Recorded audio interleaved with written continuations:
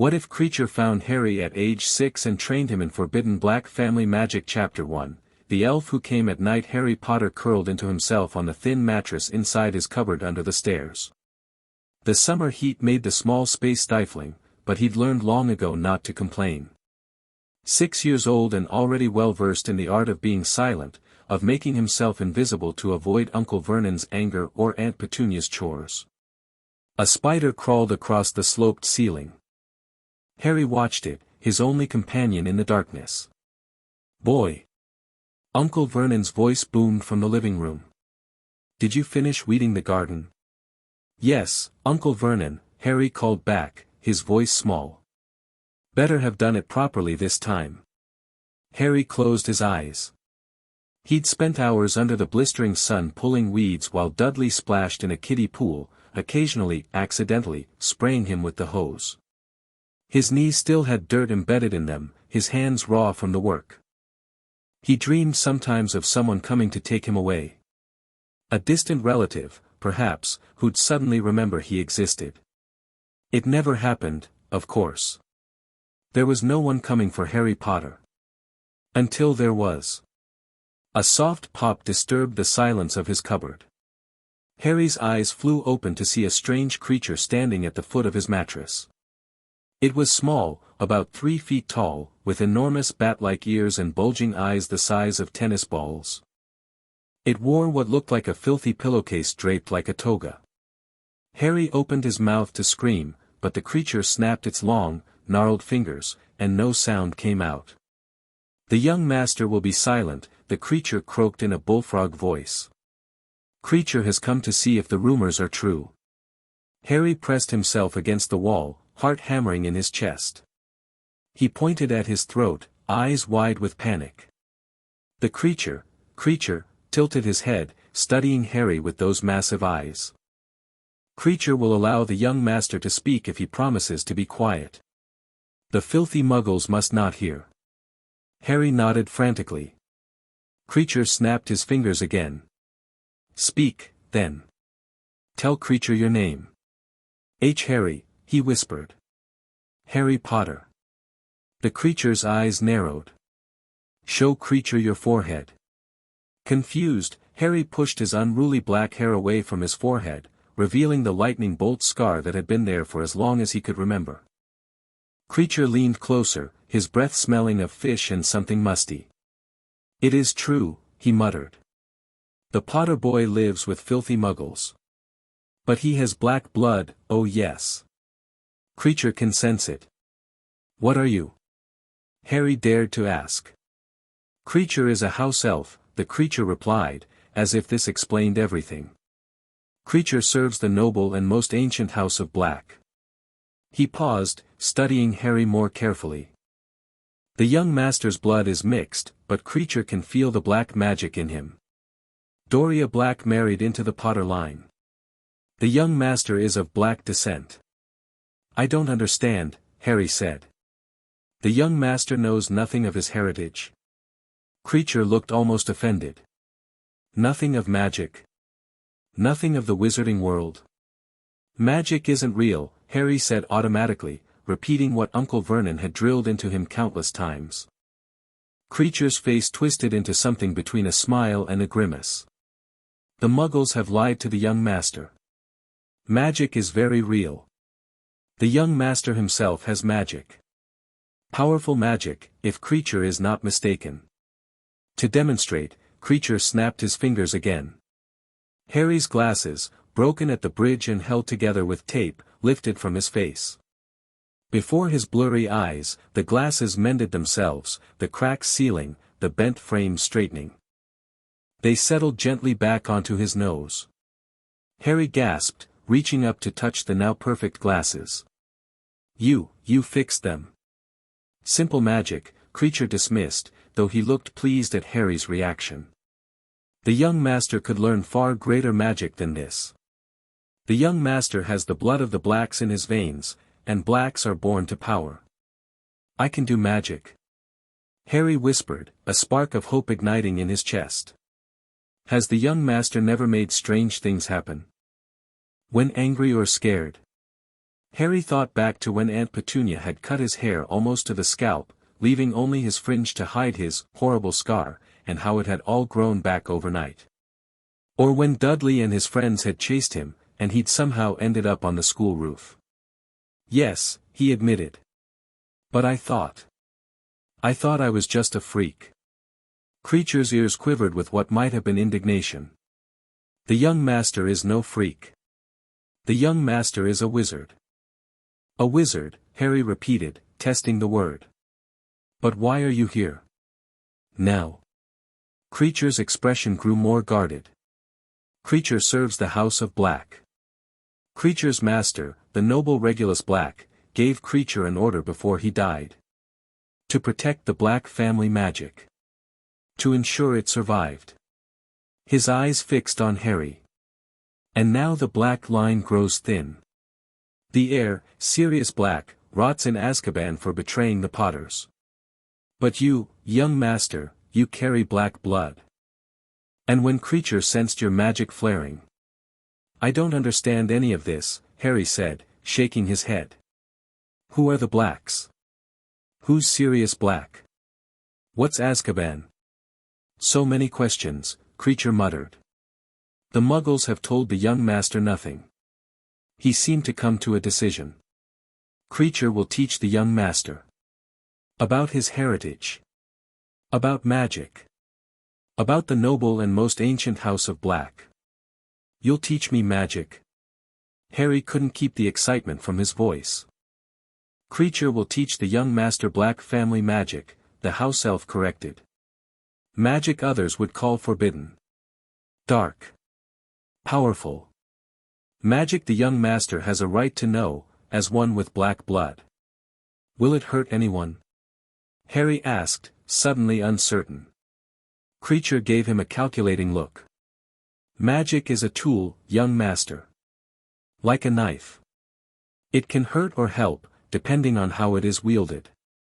He leaned closer. But Kreacher senses the young master has been hurt enough. Perhaps he wishes to ensure he is never hurt again. Harry thought about Dudley's fists, Uncle Vernon's belt, Aunt Petunia's frying pan. He thought about the hunger and the loneliness and the cupboard. Yes, he said finally. I want to learn. Then Kreacher will return tomorrow night, the house elf said. The young master should sleep now. And with another soft pop, Kreacher vanished, leaving Harry to wonder if he'd dreamed the whole encounter. But when he woke the next morning, his glasses were still perfectly mended. True to his word, Kreacher returned the following night. And the night after. Each time, he taught Harry a little more about the wizarding world, about his family history, about magic. The young master's father was James Potter, a pure-blood wizard, though the Potters were blood traders who mingled with Muggleborns and half-bloods, Kreacher explained during one of their early sessions. His mother was Lily Evans, a Muggleborn witch, a witch born to non-magical parents. But the young master's grandmother on his father's side was Doria Black before she married Fleamont Potter. Through her, the young master carries the noble Black bloodline. What happened to my parents? Harry asked, having learned that they hadn't died in a car crash as the Dursleys had always claimed. Kreacher's face darkened. They were murdered by the Dark Lord. He came to their home and killed them with the killing curse. But when he tried to kill the young master, something happened. The curse rebounded. The Dark Lord disappeared. The young master survived with only that scar. Harry touched his lightning bolt scar. That's where the curse hit me. Yes, Kreacher confirmed. The young master is famous in the wizarding world. The boy who lived, they call him. The only one ever to survive the killing curse. If I'm famous, why am I here? Harry gestured to the cupboard around them. Why did no one from the wizarding world come for me? Kreacher's expression turned bitter. Albus Dumbledore, the headmaster of Hogwarts School of Witchcraft and Wizardry, placed the young master with his Muggle relatives. For protection, it is said. Blood wards. But Kreacher thinks perhaps it was also to keep the young master ignorant of his power. To shape him according to Dumbledore's plans. And what are Dumbledore's plans? Kreacher does not know for certain. But Dumbledore leads the light wizards against the dark. He would want the young master firmly in the light.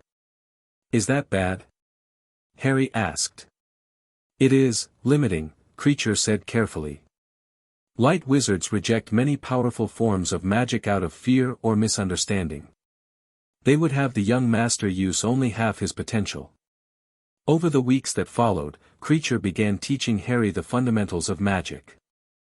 Not just theory, but practical applications. House elf magic was different from wizard magic, but Kreacher knew enough about the latter to guide Harry's first steps. Focus your intent, Kreacher instructed, placing a small candle in front of Harry. Feel the magic inside you. Direct it through your fingers. Will the flame to appear? Harry stared at the candle, concentrating until his head hurt. Nothing happened.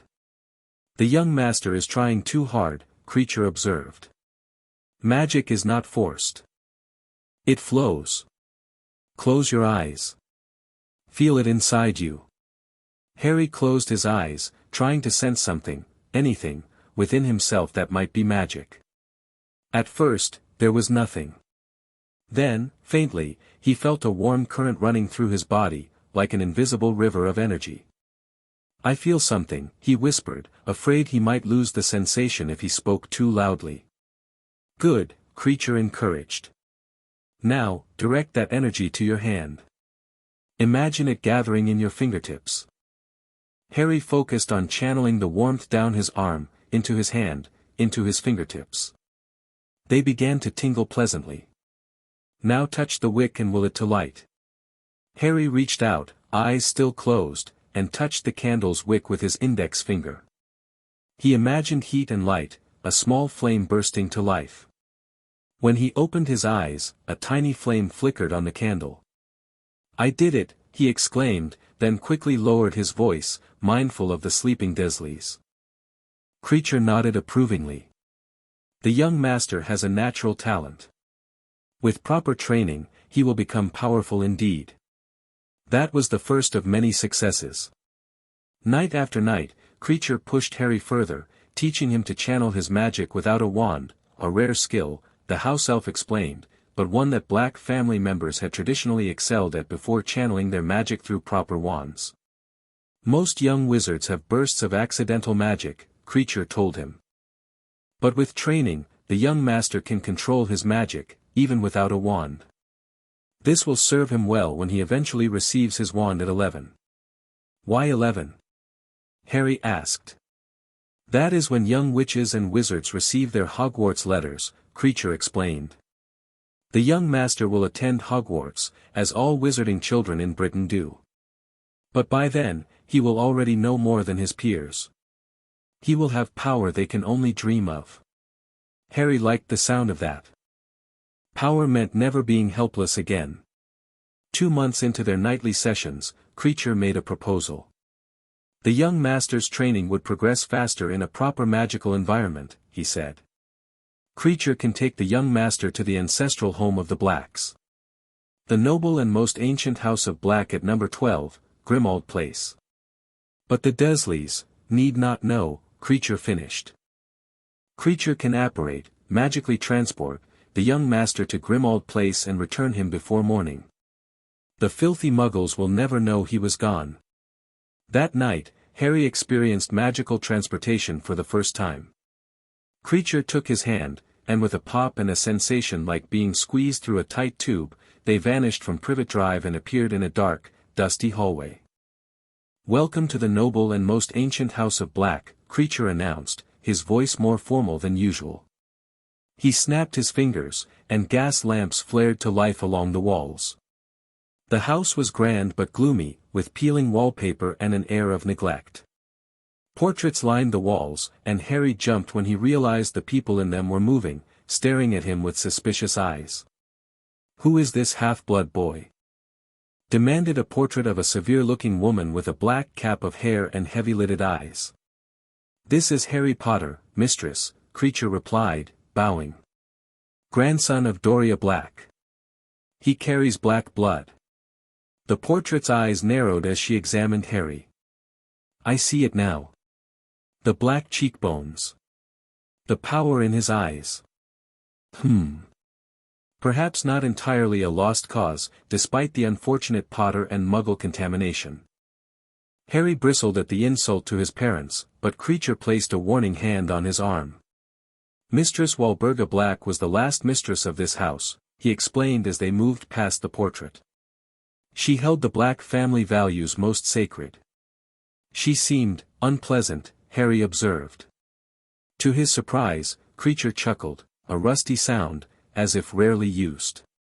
Mistress was formidable, he agreed. But she protected the Black legacy. Without her, much of the family magic might have been lost when the blood traitor Sirius abandoned his heritage. Kreacher led Harry through the house, showing him the various rooms, the drawing room with its tapestry displaying the Black family tree, where Harry found his grandmother Doria's name, the library filled with ancient tomes, the kitchen where Kreacher prepared them a proper meal, the first Harry had enjoyed in as long as he could remember. This house belongs to Sirius Black, Kreacher explained as Harry ate. But as he is in Azkaban, the wizarding prison, it stands empty save for Kreacher. The young master, with his black blood, is welcome here. The house recognizes him as family. You mentioned Sirius Black before, Harry said between bites of stew. You said he betrayed my parents. Kreacher's expression darkened. Sirius Black was named your godfather by James Potter. He was James Potter's closest friend. But he betrayed your parents to the Dark Lord, revealed their hiding place. For this, he was sent to Azkaban.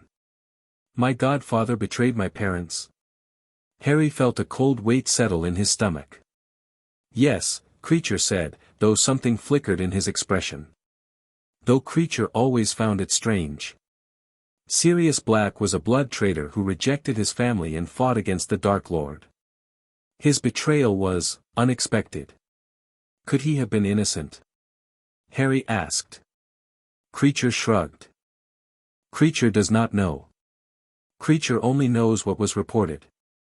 But whether guilty or innocent, Sirius Black rots in Azkaban, and the noble house of Black fades. Except for the young master.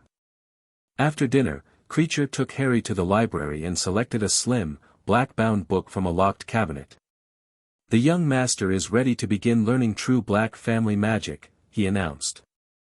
This tome contains the basics of blood magic, a powerful branch of magic the Ministry classifies as dark, but which has been a Black specialty for generations. Harry opened the book carefully. The pages were yellowed with age, covered in spidery handwriting and diagrams of ritual circles. Is this evil magic? He asked hesitantly. Magic is neither good nor evil, Kreacher said, repeating what was becoming a familiar refrain. Intent matters.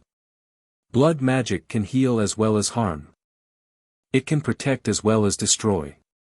It draws power from the caster's own blood, their life force, making it more potent than ordinary spells. That night, Harry learned his first blood ritual, a simple charm to enhance his night vision temporarily.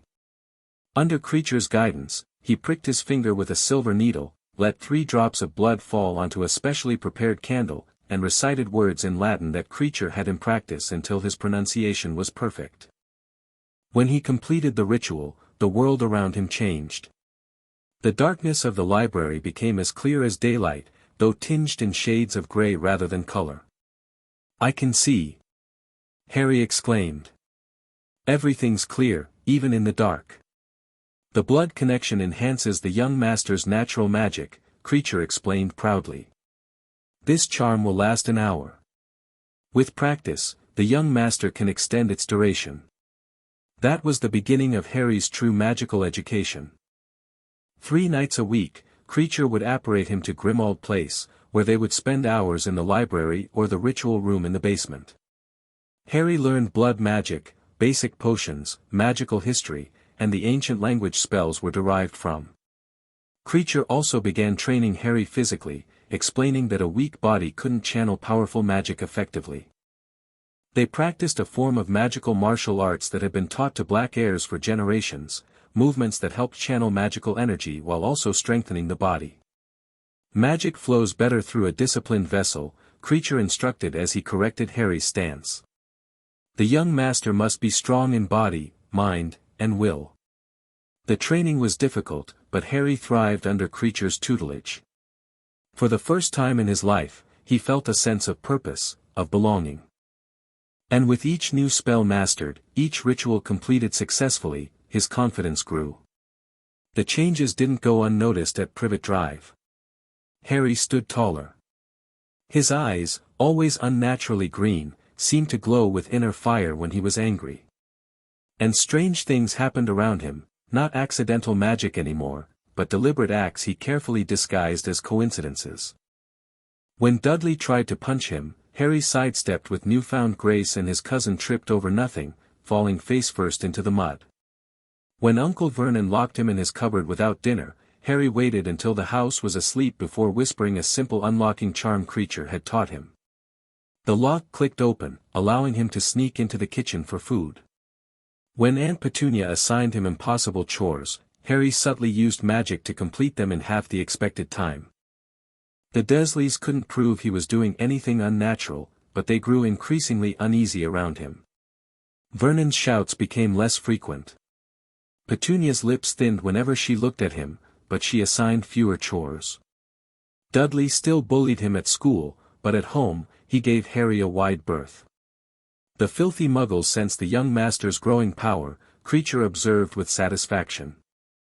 They fear what they do not understand. Good, Harry said, a hint of darkness in his voice that would have troubled those who believed the boy who lived was destined to be a paragon of light magic. Let them be afraid for a change. By the time Harry turned 7, he had progressed far beyond what Kreacher had initially expected. His natural talent for magic, combined with the raw power that had allowed him to survive the killing curse as an infant, made him an exceptional student.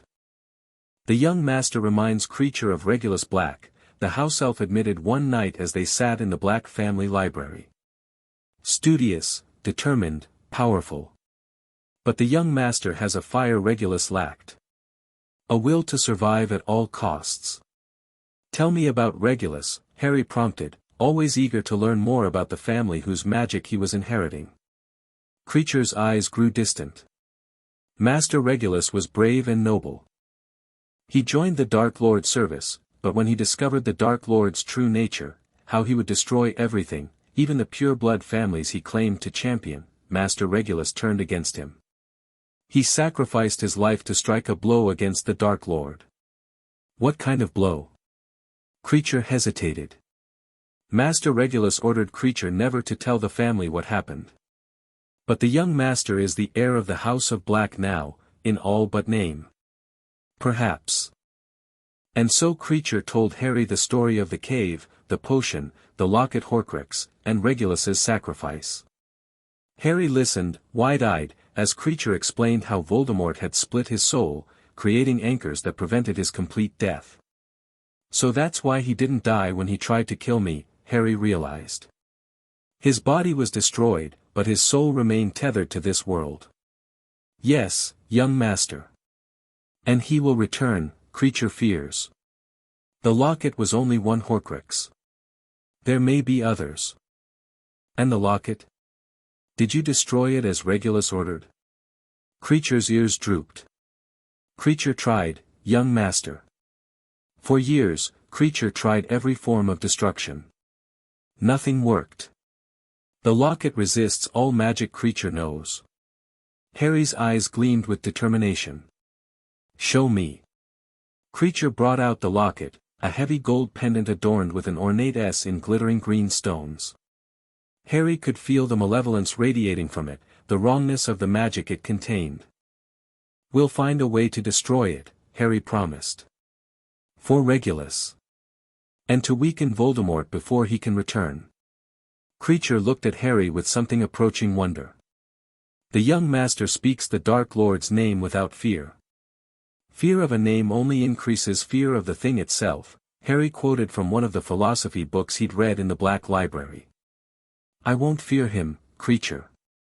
I'll fight him. But on my own terms, not Dumbledore's. That night marked a turning point in Harry's education. Now he had a clear purpose, preparing to face Voldemort when he inevitably returned.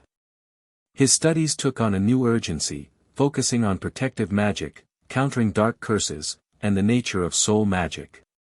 As Harry's 8th birthday approached, Kreacher proposed a more permanent arrangement. The young master's training would progress faster if he could stay at Grimmauld Place for extended periods, the house elf suggested. Kreacher could create a blood ward around the young master's cupboard that would project an illusion of his presence while he is away. Would that work? Harry asked, intrigued. With the young master's blood powering it, yes. The Muggles would see and hear what they expect to see and hear. They would never know the young master was gone. The ritual was complex, requiring Harry to donate 7 drops of blood and recite a lengthy incantation while Kreacher worked his own house elf magic into the framework. But it succeeded. When completed, a perfect illusion of Harry remained in the cupboard, programmed to respond to the Dursleys with appropriate phrases in Harry's voice. Now Harry could spend days at a time at Grimmauld Place, returning to Privet Drive only when absolutely necessary, for school and the occasional family outing where his absence would be noticed by neighbors. At Grimmauld Place, Harry flourished. Kreacher moved him into Regulus's old bedroom, which still contained many of the deceased Black Heir's possessions. Harry pored over Regulus's journals, learning more about the wizard who had defied Voldemort and set Kreacher on the path that eventually led to Harry. Master Regulus would be proud to see the young master continuing the Black legacy, Kreacher said one night as Harry successfully completed a particularly difficult protection ritual. I hope so, Harry said, wiping blood from his palm where he'd made the necessary cut. Though I think my version of the Black legacy might be different from what your Mistress Walburga had in mind. Kreacher chuckled that rusty laugh again. The young master creates his own path. Neither light nor dark, but powerful. Master Regulus would approve. As months passed, Harry delved deeper into the Black family magic. He learned rituals to enhance his physical abilities, spells to conceal his magical signature, potions to sharpen his mind. Most importantly, he learned about magical bonds and obligations, the complex web of oaths, debts, and contracts that underpinned wizarding society. The young master must understand these things before entering the wizarding world officially, Kreacher explained. Many will try to claim the boy who lived for their own purposes. The young master must be prepared. Like Dumbledore? Harry asked. Yes. The headmaster believes he acts for the greater good, but he plays a long game where people are merely pieces on a chessboard. I won't be anyone's pawn, Harry vowed. No, Kreacher agreed with a rare smile. The young master will be a player, not a piece.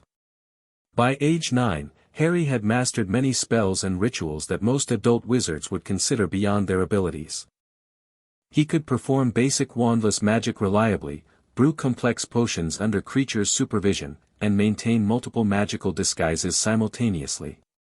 But perhaps most significantly, Harry had begun to develop his own branch of magic, a fusion of Black family blood rituals and the protective power that had saved him from Voldemort as an infant. It started when Harry asked a simple question: if my mother's love protected me from Voldemort, could I use blood magic to extend that protection to others? Kreacher had looked thoughtful. Blood magic and sacrificial protection are both ancient forms of magic. They might be compatible in ways wizards have not explored. The young master could experiment, carefully. And so Harry began developing what he called blood wards, protective enchantments powered by freely given blood and the intent to protect. Unlike traditional blood magic, which often required sacrifice or pain, Harry's variations drew on positive emotions, love, friendship, loyalty. His first successful blood ward was a simple alarm system for Regulus's, now his, bedroom at Grimmauld Place. Using 3 drops of his blood and focusing on his desire to protect his private space, Harry created a ward that would alert him if anyone entered with harmful intent. The young master creates new magic, Kreacher observed with awe. This is rare, even among the most talented wizards. It's just combining things that already exist, Harry said modestly. No, Kreacher insisted. The young master innovates. He sees connections others miss. This is the mark of true magical greatness. As his 10th birthday approached, Harry's thoughts turned increasingly toward Hogwarts. He would receive his letter next year. He would enter the wizarding world officially, where everyone would have expectations of the boy who lived. I can't let anyone know what I can do, he realized during one of his strategy sessions with Kreacher. They'd either fear me or try to use me. The young master is wise beyond his years, Kreacher approved. Yes, secrecy will be essential. The young master must appear talented but not extraordinary. He must hide his true abilities. Like hiding a dragon in plain sight by convincing everyone it's just a lizard, Harry mused. Precisely. The young master can reveal his true power only when absolutely necessary, and only to those he trusts completely. Will I be able to see you at Hogwarts? Harry asked, suddenly realizing how much he'd come to depend on Kreacher's guidance. Hogwarts has many house elves, but they are bound to the school. Kreacher, however, is bound to the House of Black, and to the young master through the blood rituals we have shared. Kreacher can visit when the young master calls, though Kreacher must be careful not to be seen by Hogwarts elves or professors. That was reassuring. Harry couldn't imagine navigating the wizarding world without Kreacher's counsel. Harry's 10th birthday was celebrated quietly at Grimmauld Place. Kreacher prepared his favorite foods and presented him with a gift, a small silver knife with the Black family crest. For the young master's blood rituals, Kreacher explained. Silver holds magic better than steel. This blade has been in the Black family for generations. It will serve the young master well. Harry accepted the knife reverently. Thank you, Kreacher. For everything. For finding me. For teaching me. For. He hesitated, then continued, for caring about me. Kreacher's ears quivered with emotion. The young master has brought purpose back to Kreacher's life. Kreacher failed Master Regulus in destroying the locket. But perhaps, through the young master, Kreacher can still fulfill his final order, to preserve the true nobility of the House of Black and to strike against the Dark Lord. Harry nodded solemnly. We'll destroy the locket, Kreacher.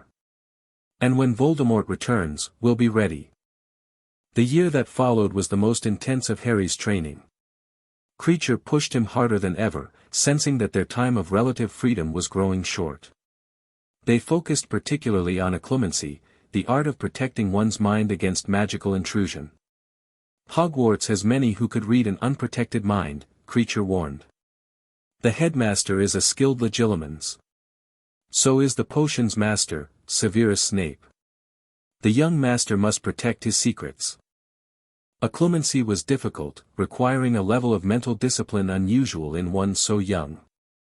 But Harry's experiences had given him a compartmentalized mind naturally inclined toward the practice. He learned to visualize his memories as books in the Black family library, with his most important secrets locked away in cabinets that mirrored the ones containing the darkest Black family tomes.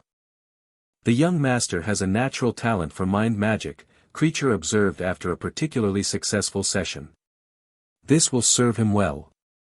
As Harry's 11th birthday approached, they prepared for his official entrance into the wizarding world. Kreacher taught him about the expected behavior of a young wizard from an old family, about the politics of the wizarding world, about the houses of Hogwarts. The young master would do well in any house, Kreacher said thoughtfully.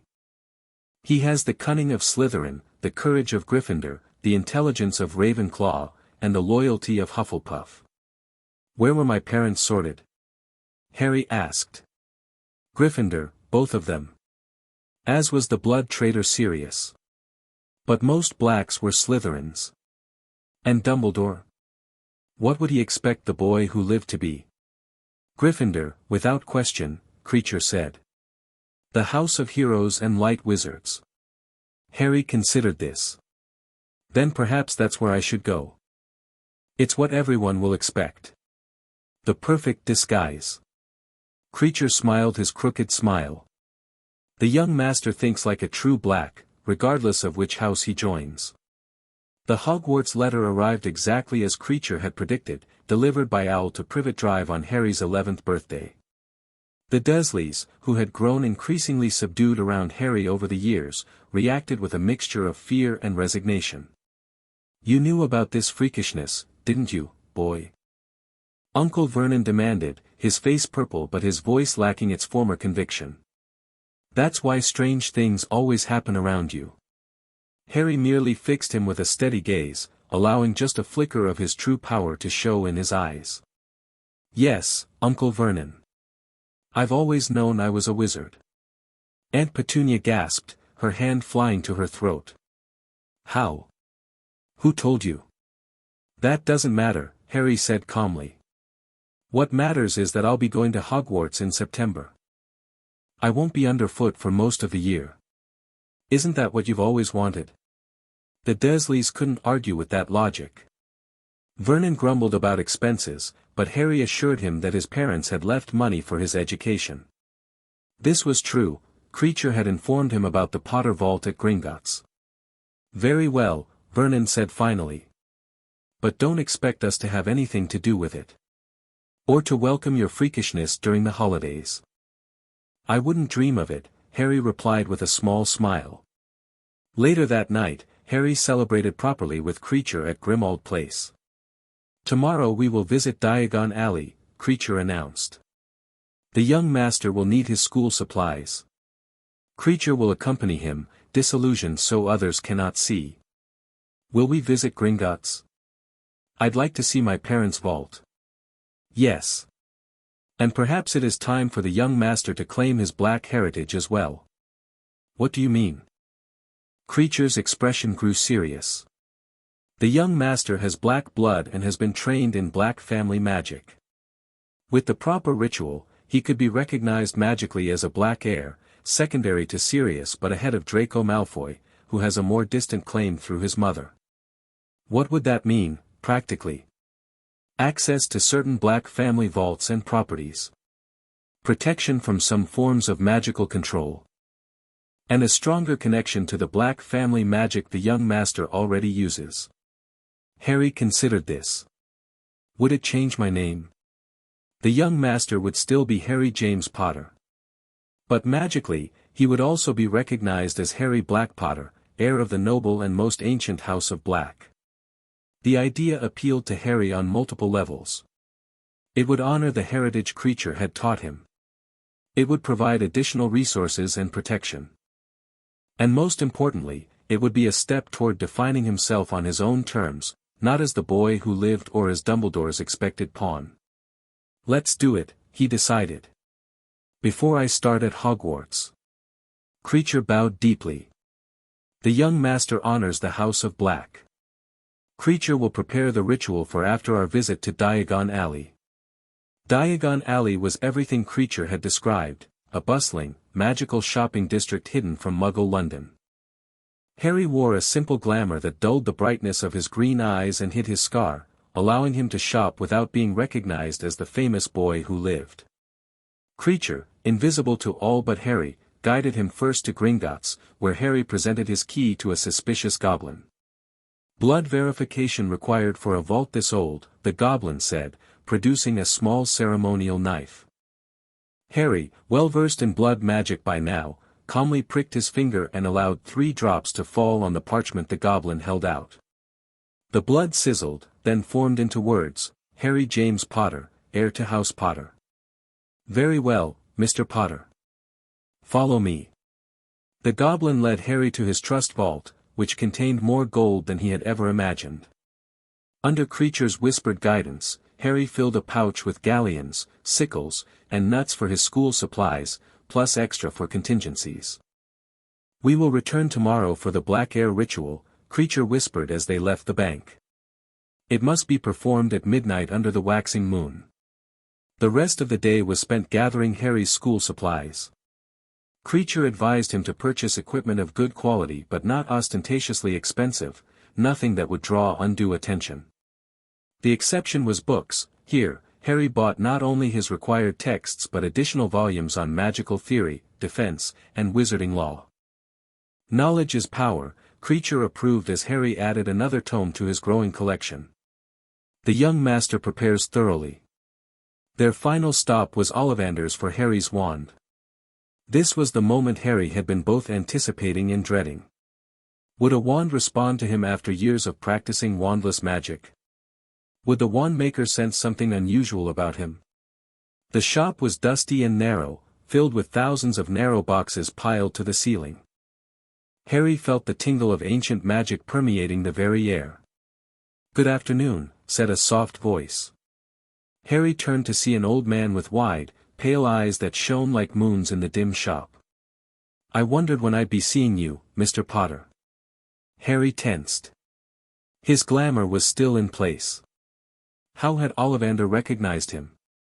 "Your eyes," the wand maker said, as if reading Harry's thoughts. "They may be dimmed by your clever little charm, but they are unmistakably Lily Evans's eyes. And now you have come for your wand, just as your parents did before you." Ollivander began presenting wands for Harry to try. Wand after wand was placed in his hand, only to be snatched away almost immediately as the wandmaker muttered, "No, not that one." As the pile of rejected wands grew, Ollivander became increasingly excited rather than frustrated. "Tricky customer. Excellent. Don't worry, we'll find your perfect match." Finally, Ollivander produced a wand of holly with a phoenix feather core. The moment Harry touched it, he felt a surge of warmth through his fingers. He raised the wand and brought it swishing down, producing a stream of red and gold sparks. "Curious," Ollivander murmured. "Very curious." "What's curious?" Harry asked, though Kreacher's invisible presence beside him had tensed. "I remember every wand I've ever sold, Mr. Potter. Every single wand. It so happens that the phoenix whose tail feather is in your wand gave another feather, just one other. It is very curious indeed that you should be destined for this wand when its brother, why, its brother gave you that scar." Harry felt a chill. Voldemort's wand? Ollivander flinched at the name but nodded. "The wand chooses the wizard, Mr. Potter. I think we must expect great things from you. After all, he who must not be named did great things, terrible, yes, but great." As they left the shop, Kreacher whispered, "The wand maker sees too much. But the wand connection is significant. The young master and the Dark Lord are linked by more than just that night." Harry nodded, his fingers curled around his new wand. He could feel its power resonating with his own in a way different from but complementary to the wandless magic he had been practicing. This would require adjustment, but also open new possibilities. "Tomorrow we complete the Black Air ritual," Harry said quietly. "And then we prepare for Hogwarts." "Yes," Kreacher agreed. "The young master's true journey is about to begin." The Black Air ritual took place in a special chamber deep beneath Gringotts. The room was circular, its walls inscribed with runes that glowed faintly in the dim light. In the center stood a stone pedestal holding a shallow basin filled with a silvery liquid. "The Black family blood basin," Kreacher explained reverently. "All recognized heirs have added their blood to it since the family's founding. Through it, the family magic recognizes its own." The ritual itself was relatively simple, though the magic involved was ancient and complex. Harry stood before the basin while a goblin officiant read the ritual words in gobbledygook. When prompted, Harry used his silver knife, the one Kreacher had given him, to cut his palm deeply enough to allow 7 drops of blood to fall into the basin. The silvery liquid turned black, then crimson, then a deep purple before settling back to silver. The runes on the walls flared brightly, then dimmed. The goblin nodded. "The family magic accepts you, Harry James Potter, as Harry Black Potter, secondary heir to the noble and most ancient House of Black. In the absence of the primary heir, Sirius Orion Black, you may access the heir's vault and properties. Should the primary heir die without issue, you shall become the primary heir."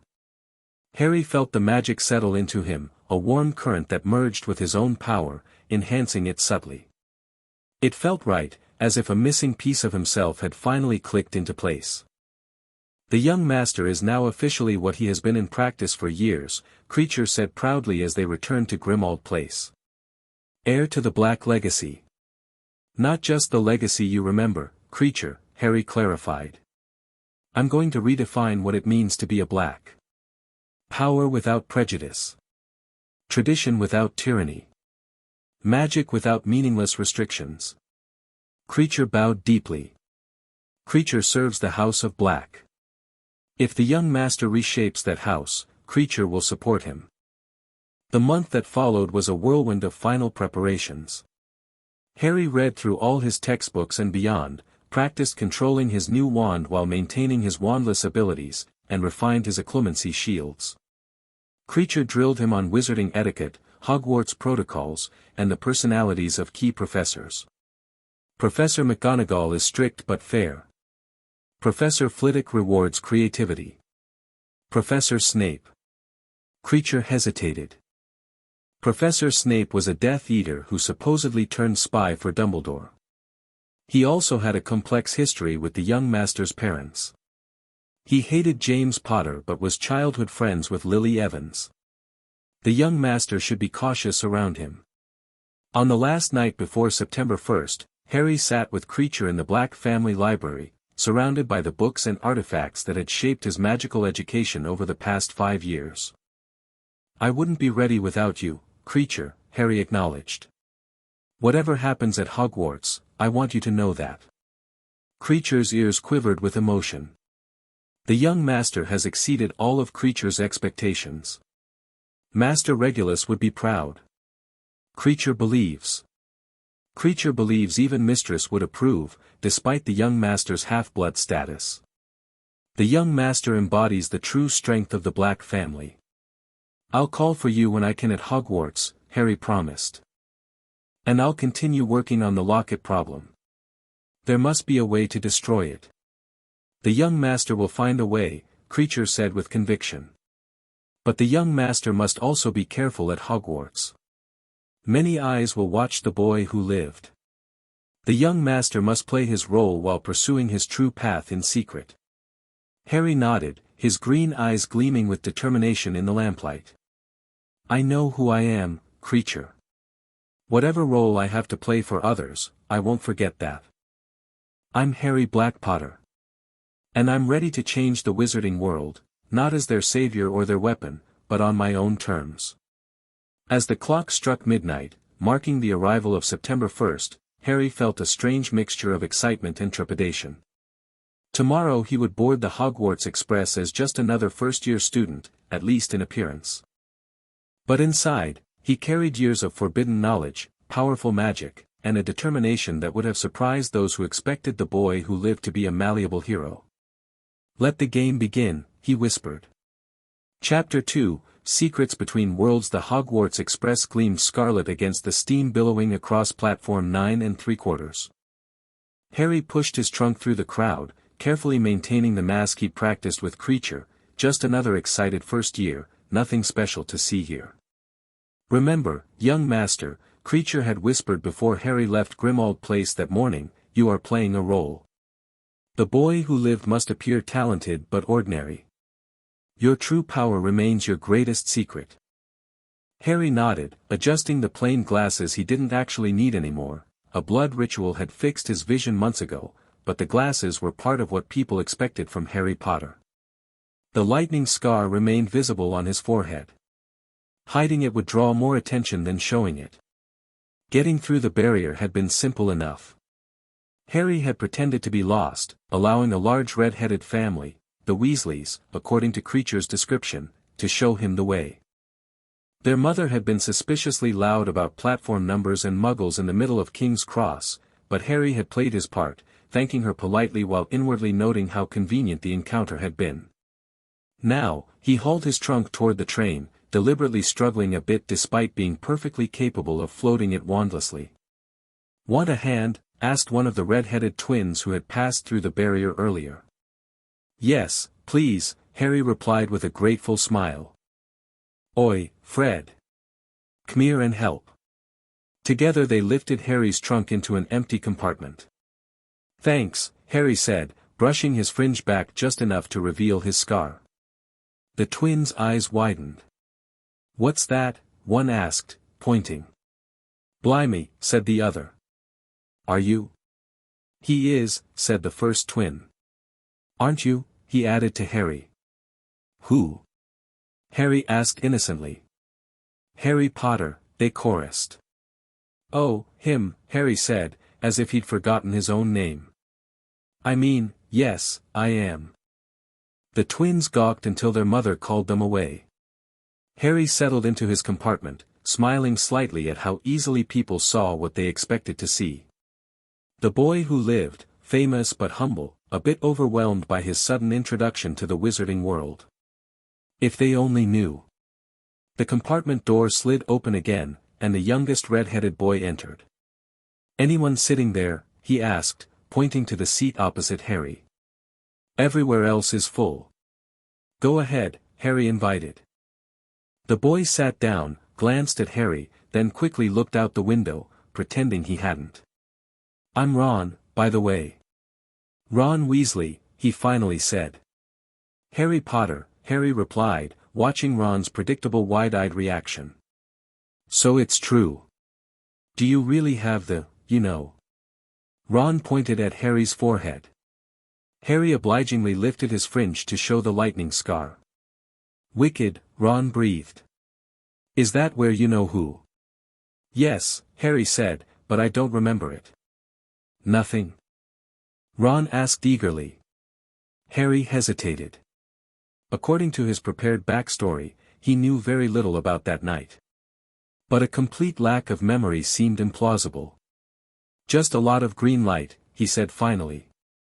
That was true, at least, through meditation and occlumency, he had recovered fragments of that night, including the sickly green flash of the killing curse. The conversation flowed easily after that, with Ron explaining about his large family and Harry playing the role of the wide-eyed newcomer learning about the wizarding world. He was careful to ask questions he already knew the answers to and to appear impressed by magical things he'd known about for years. The compartment door slid open again around midday. A round-faced boy looked in tearfully. "Sorry, but have you seen a toad?" "I've lost him." "No, sorry," Ron said. The boy left, looking miserable. "Don't know why he's so bothered," Ron commented. "If I'd brought a toad, I'd lose it as quick as I could." Harry just smiled noncommittally. He could have easily summoned the toad with a simple accio, but that would raise far too many questions about how a supposedly muggle-raised first-year knew such magic. The toad owner returned later, this time accompanied by a girl with bushy brown hair and rather large front teeth, already wearing her Hogwarts robes. "Has anyone seen a toad?" "Neville's lost one," she said in a bossy sort of voice. "We've already told him we haven't seen it," Ron replied, but the girl wasn't listening. She was looking at the wand in his hand. "Oh, are you doing magic?" "Let's see, then." Ron looked taken aback. "Heir, all right." He cleared his throat. "Sunshine, daisies, buttermellow, turn this stupid, fat rat yellow." He waved his wand, but nothing happened. "Are you sure that's a real spell?" the girl asked skeptically. "I've tried a few simple spells just for practice and they've all worked for me." She sat down uninvited. "I'm Hermione Granger, by the way." "And you are?" "Ron Weasley," Ron muttered. "Harry Potter," Harry said, immediately catching Hermione's attention. "Are you really?" Her eyes widened. "I know all about you, of course. I got a few extra books for background reading, and you're in modern magical history and the rise and fall of the dark arts and great wizarding events of the 20th century. Am I?" Harry asked, letting genuine surprise color his voice. He'd read those books, of course, and knew exactly what they said about him, but the idea that this girl had memorized them was unexpected. "Don't you know?" "I'd have found out everything I could if it was me," Hermione said. "Do either of you know what house you'll be in?" "I've been asking around, and I hope I'm in Gryffindor. It sounds by far the best. I hear Dumbledore himself was in it, but I suppose Ravenclaw wouldn't be too bad." She continued chattering about houses and exams until she finally left, taking Neville with her. "Whatever house she's in, I hope I'm not in it," Ron said, throwing his wand back into his trunk. "Stupid spell, George gave it to me, bet he knew it was a dud." Harry observed Ron carefully. The boy seemed friendly enough, but also quick to judge and easily influenced by his brothers. Potentially a useful connection, but not someone Harry would trust with his secrets. Hermione Granger, though, she was interesting. Brilliant, clearly, if a bit socially awkward. Her thirst for knowledge reminded Harry of himself, though her trust in books and authority seemed naive. Still, there was potential there. The remainder of the journey passed with visits from Draco Malfoy, exactly as arrogant as Kreacher had described, and the trolley which selling sweets. Harry bought a selection, partly to maintain his cover as an excited first year, partly because he genuinely enjoyed wizarding candy. As darkness fell and the train approached Hogsmeade, Harry felt a flutter of genuine excitement beneath his calculated facade. Hogwarts represented new challenges, new knowledge, and new opportunities to grow stronger. The game was about to become more complex, and Harry couldn't wait to play. The boat ride across the lake gave Harry his first view of Hogwarts Castle. Even knowing what to expect, the sight took his breath away, a vast castle perched atop a mountain, windows sparkling against the starry sky, towers and turrets rising majestically into the darkness. Harry felt the castle's ancient magic wash over him as they approached, stronger and deeper than anything he'd experienced at Grimmauld Place. This was old magic, layered and complex, built by the greatest witches and wizards of their age. For the first time since meeting Kreacher, Harry felt truly small in the face of magical power greater than his own. The first years crowded into the entrance hall, where Professor McGonagall greeted them with a stern speech about houses and house points. Harry studied her carefully. This was the deputy headmistress, one of Dumbledore's most trusted allies. She would be watching him, especially if he was sorted into her house. The sorting ceremony began in the Great Hall, beneath an enchanted ceiling showing the night sky. The sorting hat sang its song about the 4 houses, and then students were called forward alphabetically to be sorted. Harry waited, maintaining an appropriately nervous expression while his mind raced with calculations. Gryffindor still seemed the logical choice for maintaining his cover, but the hat might have other ideas once it saw into his mind. His occlumency shields were strong, but would they work against an artifact specifically designed to read thoughts? "Potter, Harry!" McGonagall finally called. Whispers broke out across the hall as Harry stepped forward. "Potter, did she say? The Harry Potter?" The last thing Harry saw before the hat dropped over his eyes was a sea of students craning to get a good look at him. Then darkness, and a small voice in his ear. "Well, well, well," said the hat. "What have we here?" "Difficult. Very difficult. But not for the reasons I'd expected. My, Mr. Potter, or should I say Mr. Black Potter? You've been busy, haven't you?" Harry tensed. "You can see everything." "Indeed I can, young heir. Your occlumency is impressive for one so young, but I was crafted by the founders themselves to see past such barriers, though I am bound to keep student secrets." "And what secrets you have?" "Trained in forbidden magic by a house elf, claiming the Black family heritage, preparing for a war most don't even know is coming." "Extraordinary. Which house should I be in, then?" Harry asked mentally. "Ah, there's the question. You have qualities of all 4 houses, the cunning of Slytherin, certainly, the intellect of Ravenclaw, the industriousness of Hufflepuff, and yes, even the courage of Gryffindor. But where to put you?" "Gryffindor would be the expected choice," Harry suggested. "The perfect cover." The hat chuckled in his mind. "Playing roles already, are we? You would do well in Slytherin, you know. It could help you on the path to greatness." "I don't need Slytherin for greatness," Harry replied confidently. "And it would complicate my plans. Too many watching eyes, too many expectations." Sound reasoning. You're right that Dumbledore and others expect you in Gryffindor, following your parents' footsteps. But are you sure that's what you want? Pretending to be something you're not for 7 years is no small task. Harry considered this. I'm not pretending to be brave, I am brave. I'm just hiding how I came to be brave, and what else I am besides. Well argued, the hat conceded. Very well then, Gryffindor. The last word was shouted to the entire hall. Harry removed the hat and walked to the Gryffindor table amid the loudest cheers yet. The Weasley twins were yelling, "We got Potter! We got Potter!" Percy the prefect shook his hand vigorously, and the ghost of Sir Nicholas welcomed him warmly. As Harry sat down, he caught Dumbledore's eye at the staff table. The headmaster raised his goblet slightly in Harry's direction, blue eyes twinkling behind half-moon spectacles. Harry smiled back politely while strengthening his occlumency shields. First test passed, he was exactly where everyone expected him to be. The sorting concluded with Ron joining Harry in Gryffindor and Blaise Zabini going to Slytherin. Dumbledore stood to offer a few odd words: nitwit, blubber, oddment, tweak, before the feast appeared on the golden plates. As Harry ate, he chatted with his new housemates, learning names and family connections while sharing carefully edited information about himself. Nearly headless Nick helpfully identified the teachers for the first years, drawing Harry's attention to the hook-nosed, greasy-haired Snape.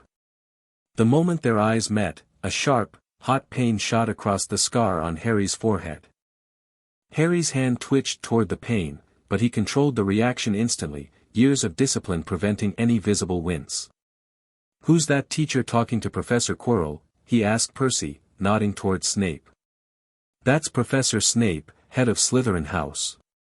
Teaches potions, though everyone knows he's after Quirrell's job.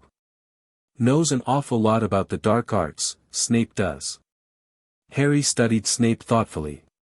The pain in his scar was unusual, it had never happened before. Something to investigate later, perhaps with Kreacher's help. After dessert, Dumbledore rose again to give the start-of-term notices, including a warning that the third-floor corridor on the right-hand side was out of bounds to everyone who didn't wish to die a very painful death. Harry's interest was immediately piqued. What could be so dangerous that Dumbledore would keep it in a school full of children, yet announce its presence so publicly? The evening concluded with the school song, after which the Gryffindor first-years followed Percy up to their tower. Harry committed the route to memory, noting the locations of hidden passages Kreacher had mentioned. The password, Caput Draconis, granted them entry to the Gryffindor common room, a cozy space decorated in red and gold. In the first-year boys' dormitory, Harry claimed a bed between Ron's and Neville's. As the other boys fell asleep quickly, full of good food and excitement, Harry remained awake, reinforcing his occlumency shields and planning his next steps. He needed to establish himself as a good student but not exceptional, skilled enough to honor his parents' legacy but not so advanced as to raise suspicions. He needed to map the castle's layout, identify secure locations for meeting with Kreacher, and assess which students might become allies or problems.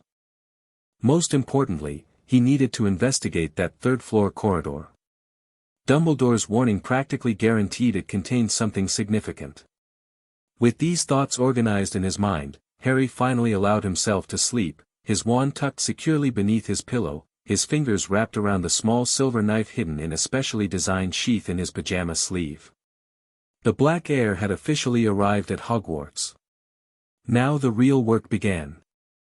Classes started the next morning, and Harry quickly established his academic pattern: solid performance in practical magic, deliberate mistakes in his first few attempts to avoid appearing too skilled, and thoughtful but not groundbreaking written work. It was a delicate balance, showing enough talent to be respected without drawing unwanted attention. Professor McGonagall impressed him with her strict fairness and transfiguration prowess, though Harry had to pretend his match-to-needle transformation was more difficult than it actually was. Professor Flitwick, who taught charms, squeaked and fell off his stack of books when he reached Harry's name during roll call, but otherwise treated him normally. The ghost Professor Binns made history of magic nearly unbearable with his monotonous droning about goblin rebellions. Harry used the time to subtly practice wandless magic beneath his desk, levitating his quill fractions of an inch while appearing to take notes. Herbology with Professor Sprout proved unexpectedly useful. Many of the plants they studied had applications in potions and rituals Harry had learned from the Black family books. He paid close attention while partnering with Neville Longbottom, who displayed a surprising natural talent with plants despite his nervous disposition. Defense against the dark arts was a disappointment. Professor Quirrell's classroom smelled strongly of garlic, supposedly to ward off a vampire he'd encountered in Romania. The professor himself was a nervous wreck who stuttered through basic material Harry had mastered years ago. Strangely, Harry's scar occasionally prickled in Quirrell's presence, especially when the professor's back was turned. The class Harry had been most concerned about was potions with Snape. Kreacher had warned him about the professor's history with his parents and his possible legilimency abilities. Harry was prepared when they entered the dungeon classroom on Friday morning, his occlumency shield subtly reinforced. Snape began the class with roll call, pausing dramatically at Harry's name. "Ah, yes," he said softly, "Harry Potter. Our new celebrity." Draco Malfoy and his friends sniggered behind their hands. Snape finished calling names and looked up at the class, his eyes as black and cold as the darkest tunnels beneath Gringotts. "You are here to learn the subtle science and exact art of potion making," he began in barely more than a whisper. The class hung on his every word as he described bottling fame, brewing glory, and even stopping death. Then his eyes fixed on Harry. "Potter. What would I get if I added powdered root of asphodel to an infusion of wormwood?" Hermione's hand shot into the air beside Harry. He knew the answer, of course, draught of living death, a powerful sleeping potion. But a muggle-raised first year shouldn't know that. "I don't know, sir," he replied, meeting Snape's gaze steadily but keeping his occlumency shields firmly in place. Snape's lips curled into a sneer. "Fame clearly isn't everything. Let's try again. Potter, where would you look if I told you to find me a bezoar?" Hermione stretched her hand higher. Harry considered getting this one right. It was something a bright student might have read in their textbook. "I think, in the stomach of a goat, sir." Snape looked momentarily surprised before his expression hardened again. "Correct. And what is it used for?" This follow-up wasn't in their first-year text, but Harry decided to push his apparent knowledge slightly. "It can save you from most poisons, sir." The professor's eyes narrowed suspiciously. "Indeed. One more question, Potter. What is the difference between monkshood and wolfsbane?" Hermione was practically standing now, her hand stretching toward the dungeon ceiling. Harry knew they were the same plant, also called aconite, but decided to appear stumped by this final question. "I don't know, sir. But I think Hermione does. Why don't you try her?" A few people laughed. Snape was not pleased. "Sit down," he snapped at Hermione. "For your information, Potter, monkshood and wolfsbane are the same plant, also known as aconite. A point from Gryffindor for your cheek." The potions lesson continued downhill from there. Snape criticized everyone except Malfoy, and seemed particularly determined to find fault with Harry's work. When Neville melted Seamus's cauldron, creating a mess that caused boils to spring up on students' arms and legs, Snape somehow blamed Harry for not preventing it, costing Gryffindor another point. As they climbed the stairs out of the dungeon afterward, Harry was thoughtful. Snape clearly disliked him on principle, but there was something else in those cold black eyes, suspicion, perhaps. Had his knowledge of bezoars raised a red flag? He'd need to be more careful around the potion's master. "Cheer up," Ron said beside him. "Snape's always taking points off Fred and George. Can I come with you to meet Hagrid?" Harry had received an invitation to visit the gamekeeper's hut that afternoon. He nodded, though he would have preferred to go alone to assess Hagrid without Ron's influence. The groundskeeper had been mentioned in Kreacher's briefings as fiercely loyal to Dumbledore and likely to have been involved in Harry's placement with the Dursleys. Hagrid's hut was a small wooden cottage on the edge of the Forbidden Forest. When Harry knocked, frantic barking and scratching sounds came from inside, along with Hagrid's voice saying, "Back, Fong, back." The gamekeeper's face appeared as he cracked open the door. "Hang on. Back, Fong." He let them in, struggling to keep a hold on the collar of an enormous black boarhound. The interior was one room, with hams and pheasants hanging from the ceiling, a copper kettle boiling on the open fire, and a massive bed in the corner.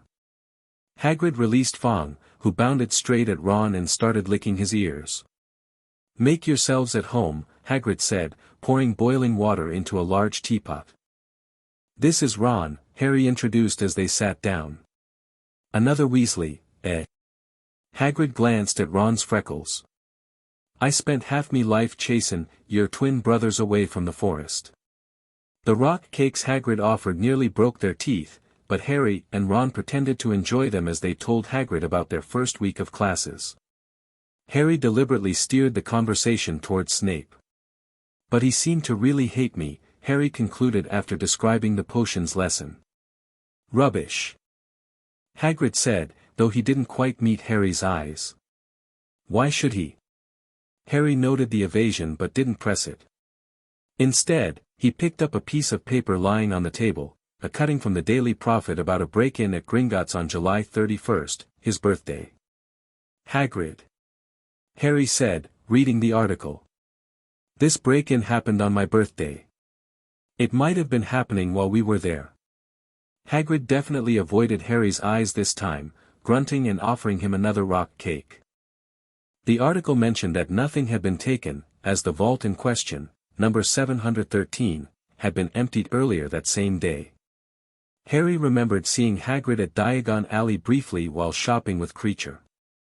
The groundskeeper must have been there on Dumbledore's business, perhaps emptying this very vault. Another piece of the puzzle involving the third-floor corridor, perhaps. As Harry and Ron walked back to the castle for dinner, Harry mentally added Vault 713 to his investigation list. The timing was too coincidental to ignore. That night, after his dorm mates were asleep, Harry slipped quietly out of bed. He drew the curtains around his four-poster and placed a simple Notice Me Not charm on them, not enough to stop someone determined to check on him, but sufficient to prevent casual observation. Then, sitting cross-legged in the center of his bed, he performed a silent ritual Kreacher had taught him for secure communication. Using the silver knife, he pricked his thumb and drew a small sigil on his palm with the blood, then whispered, "Kreacher, heir of black calls to thee. Come to me unseen, unheard by any but me."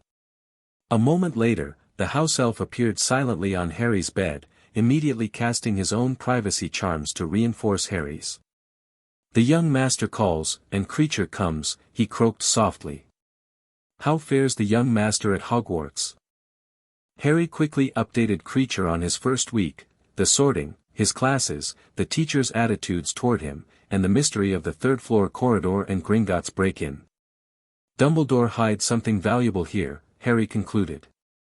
"Something previously kept in Vault 713. I need to find out what it is and why it's important enough to risk storing in a school." Kreacher nodded thoughtfully. "Kreacher can help the young master investigate. Hogwarts house elves know much about the castle's secrets, and they gossip among themselves. Kreacher can listen without being noticed." "Perfect. I also need a secure place to continue my studies and practice more advanced magic. Somewhere private where we can meet regularly. The castle has many secrets, young master. Kreacher will explore and find suitable locations. The room of requirement might serve, if it still exists as Master Regulus once described." They spent the next hour planning Harry's strategy for the coming weeks, how to balance his public persona with his private studies, which students might be worth cultivating as friends or allies, and how to investigate the third-floor corridor without drawing attention. The young master should also practice with his wand more intensively, Kreacher advised. Wandless magic is useful, but a wizard's wand enhances specific types of magic considerably. The young master must master both. And what about the locket? Harry asked. Any progress on destroying it? Kreacher's ears drooped. No, young master. Kreacher has tried new methods, but the soul fragment resists all attempts. Keep researching. Maybe Hogwarts library will have information that could help. I'll check the restricted section when I get the chance. As dawn approached, Kreacher departed with a silent pop, leaving Harry to grab a few hours of sleep before breakfast. Despite his fatigue, Harry felt energized by having a plan. Hogwarts was a new battlefield, but he'd been preparing for this game for years. Over the next few weeks, Harry carefully balanced his public and private lives. During the day, he was Harry Potter, Gryffindor first year, friendly, modestly talented, nothing special except for his famous name and scar. At night, he was Harry Blackpotter, heir to forbidden magic, exploring the castle's secrets and continuing his advanced studies. Kreacher located several useful meeting places, including an abandoned classroom in the East Wing, a hidden passage behind a mirror on the 4th floor, and, most valuably, the Room of Requirement on the 7th floor. This last discovery proved invaluable, a room that transformed itself to meet the user's needs, unplottable and secure from intrusion while in use. The young master need only walk past the blank wall 3 times, thinking clearly of what he needs, Kreacher explained during their first visit. The room will provide. Harry was astounded by the room's capabilities. When he needed a practice space for dueling, it provided a large chamber with training dummies and protective wards. When he needed rare books on blood magic, shelves appeared stocked with volumes even the Black Library lacked. It was the perfect secret sanctuary. Meanwhile, he cultivated his public relationships carefully. Ron became his primary visible friend, loyal and straightforward, if somewhat lazy and prone to jealousy. Neville Longbottom proved to be a quieter but potentially valuable ally, especially after Harry helped him stand up to Malfoy's bullying. Hermione Granger remained an intriguing puzzle. Brilliant but socially awkward, she had alienated many of their classmates with her know-it-all attitude and rigid adherence to rules. Harry recognized her intelligence could be useful, but her reverence for authority, particularly Dumbledore, made him cautious about bringing her into his confidence. The opportunity to test Hermione's potential came unexpectedly during their Halloween feast. Professor Quirrell burst into the Great Hall, announced a troll in the dungeons, and promptly fainted. As prefects led students back to their dormitories amid the ensuing chaos, Harry overheard Parvati Patil telling her friend Lavender that Hermione was crying in the girls' bathroom and didn't know about the troll. A split-second decision later, Harry pulled Ron aside. "We've got to find Hermione. She doesn't know about the troll." Ron hesitated, but reluctantly agreed. They slipped away from the Gryffindor group and hurried toward the girls' bathroom. Turning a corner, they spotted the troll, 12 feet tall with granite-gray skin and a tiny head perched atop its massive body. The stench was unbearable as it shuffled into a room. "The key's in the lock," Harry whispered. "We could lock it in." They crept toward the door. Harry flicked the key, locking the troll inside, and they were about to turn and run when they heard a terrified scream from within the room. "That's the girls' bathroom." Harry gasped, suddenly realizing their mistake. "Hermione!" Ron exclaimed. They unlocked the door and rushed inside to find Hermione shrinking against the opposite wall, looking ready to faint as the troll advanced on her, knocking sinks off the walls as it went. "Confuse it," Harry said desperately to Ron, seizing a tap and throwing it against the wall. The troll stopped, blinking stupidly, then turned its ugly face toward Harry. It hesitated, then made for him instead, lifting its club as it went. "Oi, pea-brain!" shouted Ron, throwing a metal pipe at the creature. It didn't notice the pipe, but it heard Ron's yell and turned toward him instead, giving Harry time to run around it. "Come on, Hermione, run!" Harry yelled, trying to pull her toward the door, but she couldn't move, still flat against the wall with her mouth open in terror. The troll was now just feet from Ron with no clear escape route. Acting on instinct rather than caution, Harry did something both very brave and very foolish. He took a running jump and managed to fasten his arms around the troll's neck from behind. The troll couldn't feel Harry hanging there, but it certainly noticed when Harry's wand went straight up one of its nostrils. Howling with pain, the troll twisted and flailed its club, with Harry clinging on for dear life. Hermione had sunk to the floor in fright. Ron pulled out his own wand and cried, Wingardium Leviosa. The club flew suddenly out of the troll's hand, rose high into the air, turned slowly over, and dropped with a sickening crack onto its owner's head. The troll swayed and then fell flat on its face with a thud that made the whole room tremble. Harry got to his feet, shaking and out of breath. Ron stood there with his wand still raised, staring at what he had done. Hermione spoke first. "Is it dead?" "I don't think so," Harry said, bending to pull his wand out of the troll's nostril. "Just knocked out." He wiped the troll bogies off his wand onto the creature's trousers, then turned to check on Hermione, who was still pale and shaking. Before he could reach her, a sudden loud slamming and footsteps made the three of them look up. Professor McGonagall burst into the room, followed closely by Snape and Quirrell. Quirrell took one look at the troll, let out a faint whimper, and sat quickly on a toilet, clutching his heart. Snape bent over the troll, examining it, while McGonagall glared at Harry and Ron with cold fury in her eyes. "What on earth were you thinking?" she demanded, with cold fury in her voice. "You're lucky you weren't killed. Why aren't you in your dormitory?" Then a small voice came from the shadows. "Please, Professor McGonagall, they were looking for me. Miss Granger." Hermione had managed to get to her feet at last. "I went looking for the troll because I thought I could deal with it on my own, you know, because I've read all about them." Harry tried to hide his surprise. Hermione Granger, telling a downright lie to a teacher. This was unexpected.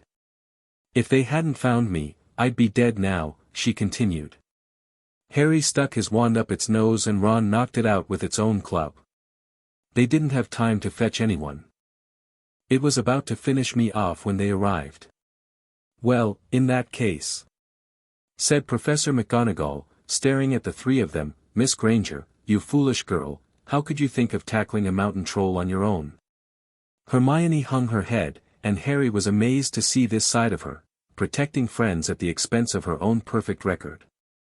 In the end, Hermione lost 5 points for Gryffindor, while Harry and Ron were awarded 5 points each for sheer dumb luck. The professors sent them back to Gryffindor Tower, where the feast was being finished in the common room. Hermione, Harry, and Ron exchanged awkward thanks before filling their plates with food. But from that moment on, Hermione Granger became their friend. There are some things you can't share without ending up liking each other, and knocking out a 12-foot mountain troll is one of them.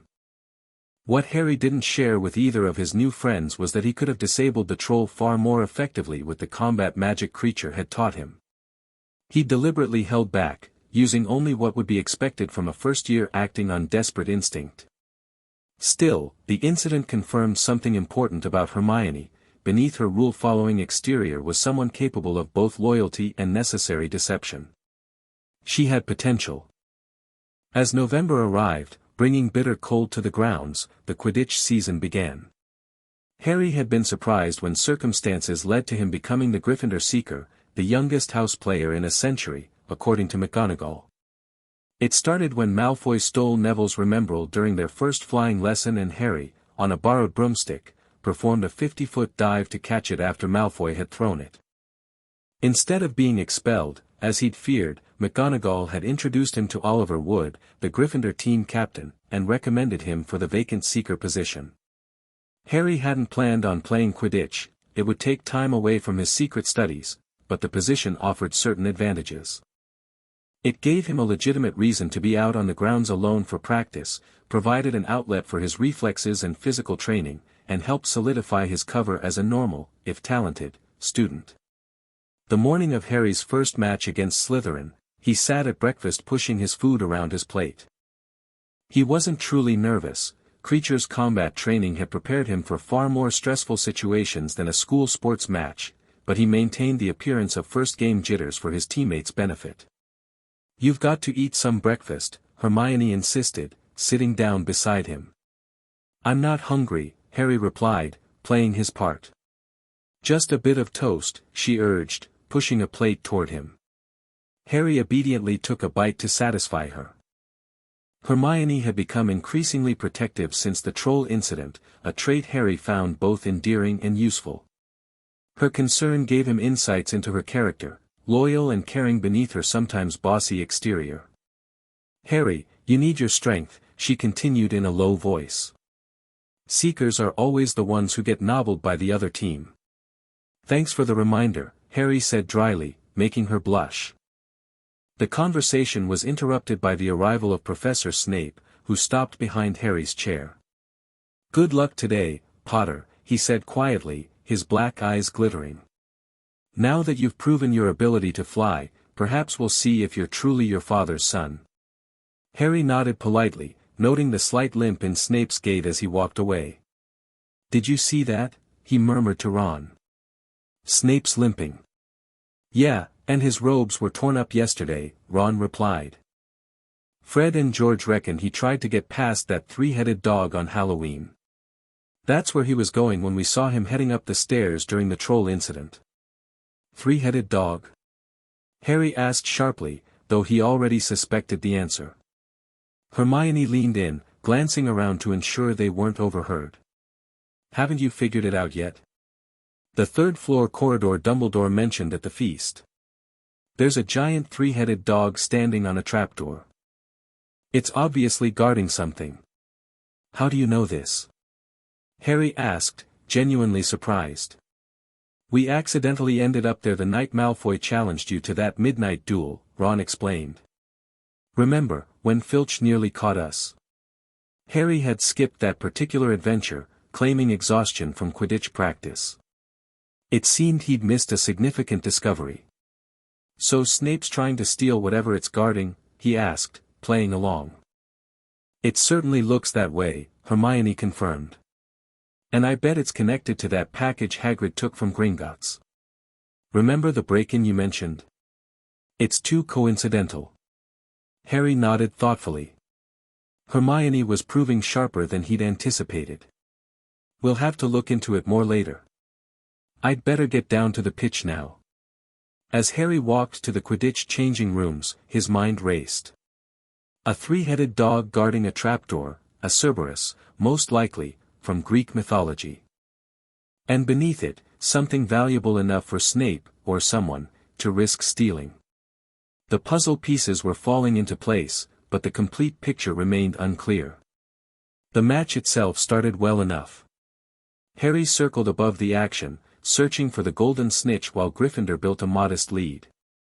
Then, without warning, his broomstick gave a sudden, frightening lurch.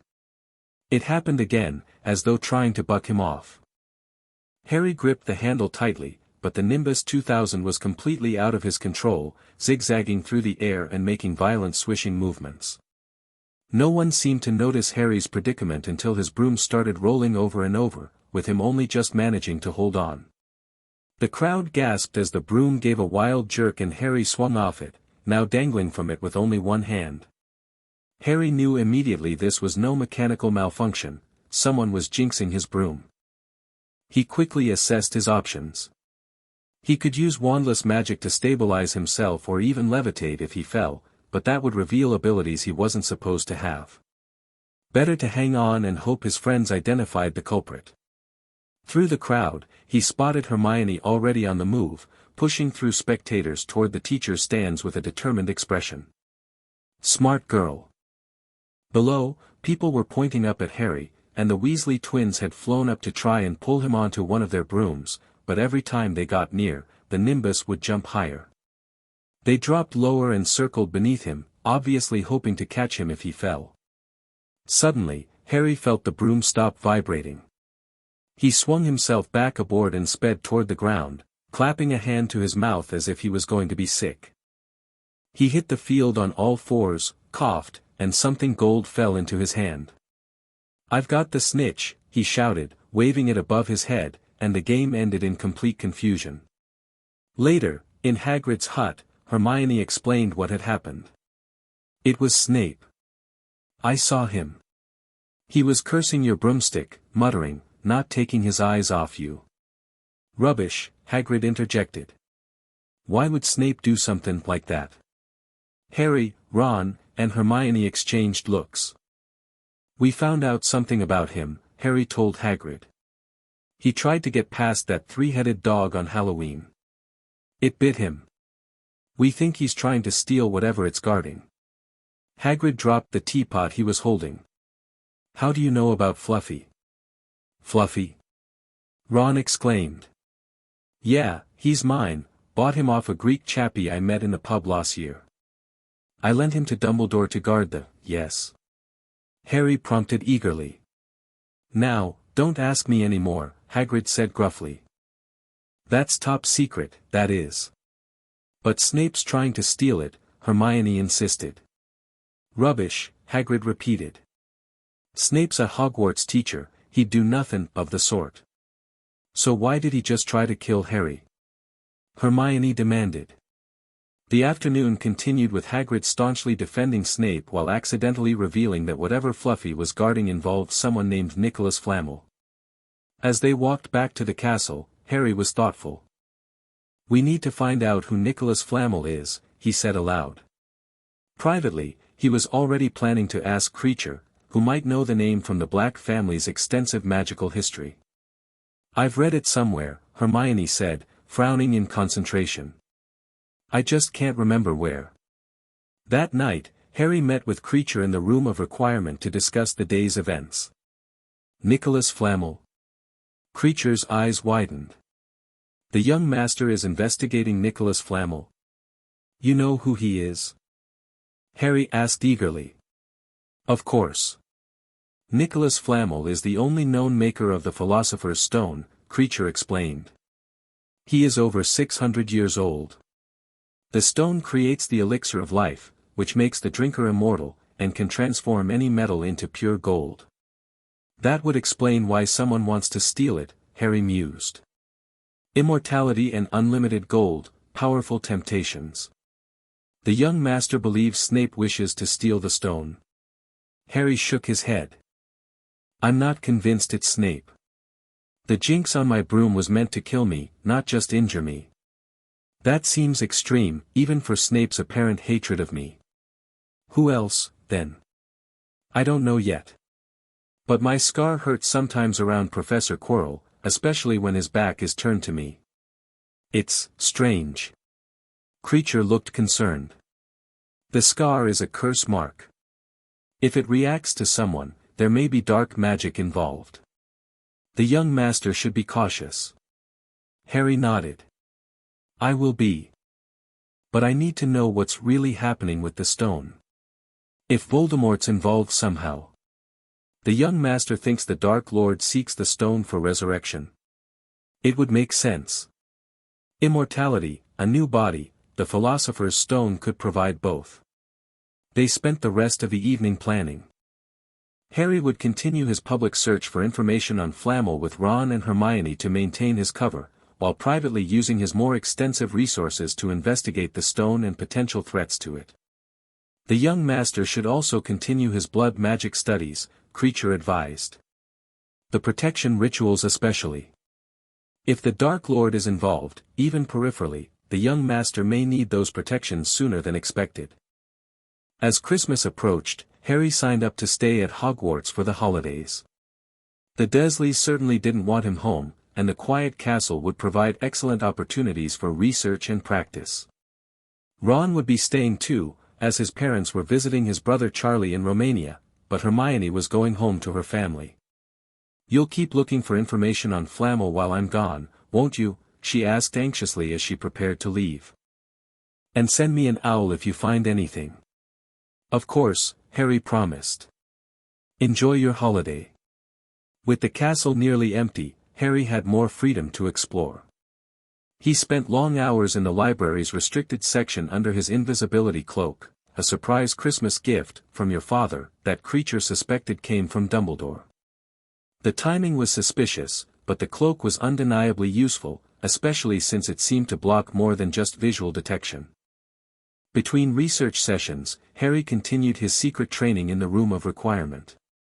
Kreacher provided books from the Black Library on advanced defensive magic and curse-breaking, which might prove useful if they needed to get past whatever protections surrounded the stone. Ron, meanwhile, taught Harry wizard chess, which proved to be an unexpectedly valuable strategic exercise. The sentient chess pieces moved according to the player's commands but could also offer advice and criticism. Harry appreciated the parallels to real-world manipulation, knowing when to listen to advisors and when to override them, anticipating opponents' moves, and sometimes sacrificing pieces for greater advantage. One night, while exploring under his new invisibility cloak, Harry discovered a curious mirror in an unused classroom. Standing before it, he saw not just his own reflection, but a crowd of people standing behind him, his parents, grandparents, and other relatives he'd never known. The Mirror of Erised, Kreacher explained when Harry described it. It shows the deepest, most desperate desire of our hearts. The young master sees his family because that is what he most desires. What would you see? Harry asked curiously. Kreacher's ears drooped. Kreacher would see Master Regulus alive and well, and the locket destroyed as he commanded. Harry nodded solemnly. We'll fulfill that wish, Kreacher. I promise. When Ron saw the mirror, he saw himself as head boy and Quidditch captain, holding both the House Cup and the Quidditch Cup.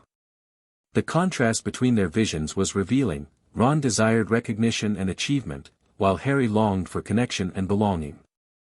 Both were vulnerabilities in their own way, points where they could be manipulated by those who understood their desires. Harry returned to the mirror one final time, only to find Albus Dumbledore waiting for him. Their conversation was illuminating. The headmaster claimed to see himself holding a pair of thick, woolen socks in the mirror. One can never have enough socks, but Harry doubted this was the complete truth. More importantly, Dumbledore warned that the mirror would be moved and asked Harry not to look for it again. It does not do to dwell on dreams and forget to live, he advised gently. Harry nodded respectfully, maintaining his facade of the curious but obedient student while his mind analyzed the interaction. Dumbledore had known he'd been visiting the mirror, which suggested either monitoring charms or informants among the portraits or ghosts. Either way, it confirmed the headmaster was keeping a closer eye on him than he'd realized. Hermione returned after the holidays with renewed determination to find information on Flamel. I've looked everywhere, she complained one afternoon in the library. I can't believe we've overlooked something. Harry, who had known Flamel's identity for weeks but couldn't reveal this knowledge without raising questions, decided it was time to discover the answer. He deliberately knocked a large stack of books to the floor near the restricted section, creating a diversion that allowed him to slip a specific volume, Notable Magical Discoveries of the Medieval Period, into Hermione's bag. That evening in the common room, Hermione let out a sudden gasp. I don't believe it. I've found him. Nicholas Flamel is the only known maker of the Philosopher's Stone. The what? Said Ron and Harry together, Harry carefully feigning ignorance. Oh, honestly, don't you two read? Look, right here. She pushed the book toward them, pointing at a paragraph describing exactly what Kreacher had told Harry weeks ago. A stone that makes gold and stops you from ever dying. Ron exclaimed. No wonder Snape's after it. Anyone would want it. And no wonder we couldn't find Flamel in study of recent developments in wizardry, Hermione added.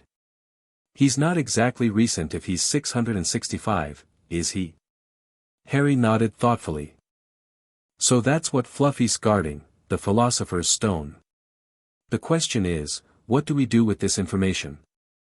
We should tell a teacher, Hermione said immediately. And say what? Ron countered. That we know about the secret thing they're hiding and think a professor is trying to steal it. They'd just tell us to mind our own business. We need more evidence, Harry agreed. Let's keep watching Snape and see if we can figure out what he's planning. Privately, Harry was growing increasingly suspicious not of Snape, but of Quirrell. The defense professor's stutter seemed to come and go depending on who was present.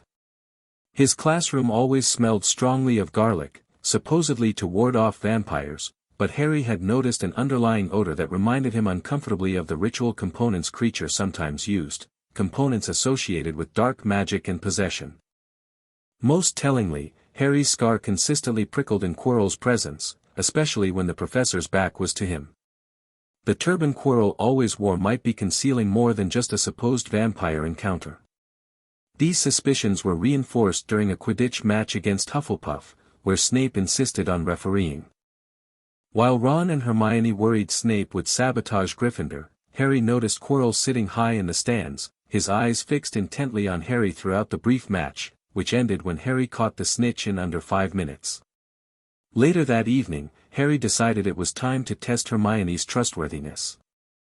As they studied in a quiet corner of the library, he deliberately dropped his quill and ducked under the table to retrieve it.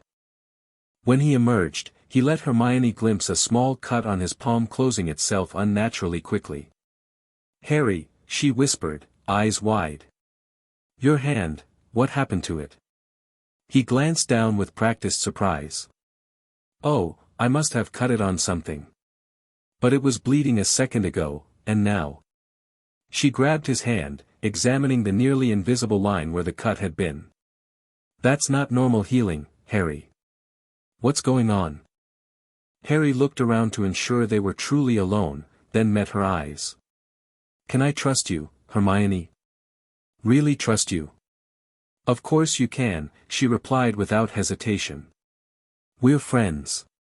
This isn't about friendship.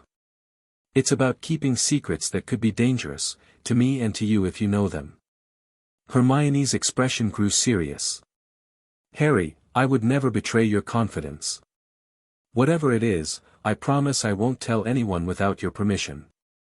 He studied her for a long moment, then nodded. "Not here. Meet me on the 7th floor corridor tonight at midnight, opposite the tapestry of Barnabas the Barmy.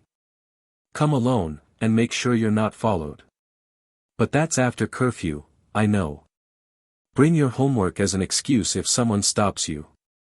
Say you fell asleep in the library." Hermione bit her lip, clearly torn between her curiosity and her respect for rules. "All right," she finally agreed. Midnight.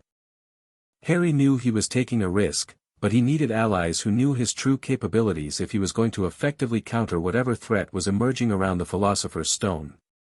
Hermione's intelligence, research skills, and loyalty made her the logical first choice. If she proved trustworthy with some of his secrets, he could gradually reveal more. That night, Harry arrived early at the 7th floor corridor, using his invisibility cloak to avoid detection. He paced before the blank wall 3 times, thinking clearly, "I need a place to safely share secrets with Hermione, a place no one can eavesdrop on or enter while we're inside." A door materialized in the wall just as Hermione appeared around the corner, nervously clutching her book bag. Harry slipped off the cloak and beckoned to her. "Quickly, inside," he whispered, opening the door. The room of requirement had configured itself as a cozy study, with 2 comfortable armchairs before a crackling fire, bookshelves lining the walls, and a table laid with tea and biscuits. "What is this place?" Hermione gasped, looking around in wonder. "I've never read about it in Hogwarts, a history." "That's because it isn't in there," Harry replied, closing the door behind them. "This is the room of requirement. It becomes whatever the user needs it to be." "That's incredible magic," Hermione breathed, running her fingers along the spines of books that hadn't existed until minutes ago. "Sit down," Harry invited, gesturing to the armchairs. "We have a lot to talk about." As they settled with cups of tea, Harry considered how much to reveal. Too little, and he risked Hermione feeling deceived later. Too much, and he might overwhelm her or reveal secrets she wasn't ready to keep. "What I'm about to tell you might change how you see me," he began carefully. "I need your word that this stays between us, not Ron, not the professors, not anyone." "I promise, Harry," Hermione said solemnly. "Whatever it is." "I've been practicing magic since I was 6 years old," Harry said bluntly. "Not accidental magic, deliberate, controlled magic," including some forms the Ministry classifies as forbidden. Hermione's eyes widened. But, how? Underage wizards can't. I had help, Harry interrupted. From someone who knew my family. He proceeded to tell her a carefully edited version of his history with Kreacher, omitting the house elf's name and the specifics of black family magic, but explaining how he'd been secretly trained for years before coming to Hogwarts. He demonstrated some of his wandless abilities, levitating books, conjuring small flames, and healing minor wounds with a touch. The cut you saw earlier wasn't healing naturally, he confirmed. I used a minor blood healing charm to close it. Blood magic? Hermione whispered, looking both fascinated and apprehensive. But that's supposed to be dark magic. Magic isn't inherently dark or light, Hermione. It's all about intention and application. Harry held out his hand, palm up, and pricked his finger with a small silver knife he pulled from his sleeve. 3 drops of blood fell onto his palm, where they glowed softly before sinking into his skin. A moment later, a small ball of light appeared floating above his hand, illuminating his face from below. Blood is life force, he explained quietly. It can power magic that protects as well as harms. My mother used blood magic to protect me from Voldemort. Her sacrifice created a protection that saved my life. Hermione was silent for a long moment, processing everything she'd heard. Finally, she asked, "Why are you telling me this now?" "Because I don't think Snape is after the Philosopher's Stone," Harry said. "I think it's Quirrell, and I think he might be connected to Voldemort somehow." Quirrell. But he's so pathetic. Which makes him the perfect disguise. My scar hurts around him, Hermione. It's a cursed scar, left by Voldemort himself. If it reacts to Quirrell, there's a connection there. He explained his theory that Quirrell might be possessed or controlled by what remained of Voldemort after his body was destroyed, and how the Philosopher's Stone would provide both a new body and immortality. If I'm right, we're going to need more than simple first-year spells to protect the stone, he concluded. I need an ally who knows what I'm truly capable of. Someone smart enough to help me plan, brave enough to act when necessary, and trustworthy enough to keep my secrets. Hermione's expression shifted from shock to determination. I won't let you down, Harry. But, why me and not Ron? Harry chose his words carefully. Ron's a good friend, but he sees the world in black and white. You understand nuance. You question things. And you're willing to break rules when it matters, like lying to Professor McGonagall about the troll. A small smile touched Hermione's lips. That was my first real lie to a teacher. I felt terrible. But you did it to protect us, Harry pointed out. That's the kind of judgment I trust. They spent the next hour discussing the Philosopher's Stone, Quirrell's suspicious behavior, and what protections might lie beyond Fluffy. Hermione asked insightful questions about Harry's magical training and abilities, focusing on practical applications rather than judging their classification as dark or forbidden. We should establish a cover story for our meetings, she suggested as midnight approached. If we're going to plan together, we'll need regular time alone without raising suspicions. Extra study sessions? Harry proposed. No one would question you wanting to get ahead, and I could pretend to need help with certain subjects. Perfect. We can use the library for actual studying, and this room when we need complete privacy. As they prepared to leave, Hermione suddenly hugged him tightly. Thank you for trusting me, Harry. I know how hard that must have been. Harry stiffened momentarily. Physical affection was still unfamiliar to him, before awkwardly returning the hug. Just don't make me regret it, he said lightly, though they both knew he meant it. Never, she promised. Having Hermione as a confidant changed everything. Harry no longer had to pretend complete ignorance around at least one person, and her analytical mind proved invaluable for planning. They established a routine of public study sessions in the library with Ron, followed by private meetings in the room of requirement where they could speak freely. Harry gradually revealed more of his abilities to Hermione, teaching her some of the simpler protective charms and wandless techniques Kreacher had shown him. She absorbed the knowledge eagerly, though she sometimes questioned the ethics of certain practices. Blood magic just seems so personal, she commented one evening as Harry demonstrated a detection ward using 3 drops of blood. Using your life essence to power spells. That's precisely why it's powerful, Harry explained. Ordinary magic uses the ambient magical energy around us, channeled through our magical cores and wands. Blood magic taps directly into our life force, our very essence. It creates effects that can't be achieved any other way. Like your mother's protection, Hermione mused. Exactly. Love and blood together created a shield Voldemort couldn't penetrate. Harry didn't mention that he'd been developing his own variations on this concept for years. Meanwhile, they continued monitoring both Snape and Quirrell, noting that the latter grew progressively thinner and paler as the weeks passed, consistent with Harry's possession theory. Quirrell's turban also seemed to emit an increasingly foul odor that reminded Harry uncomfortably of decomposition. Their focus shifted temporarily when Hagrid acquired a dragon egg, which eventually hatched into a Norwegian ridgeback he named Norbert.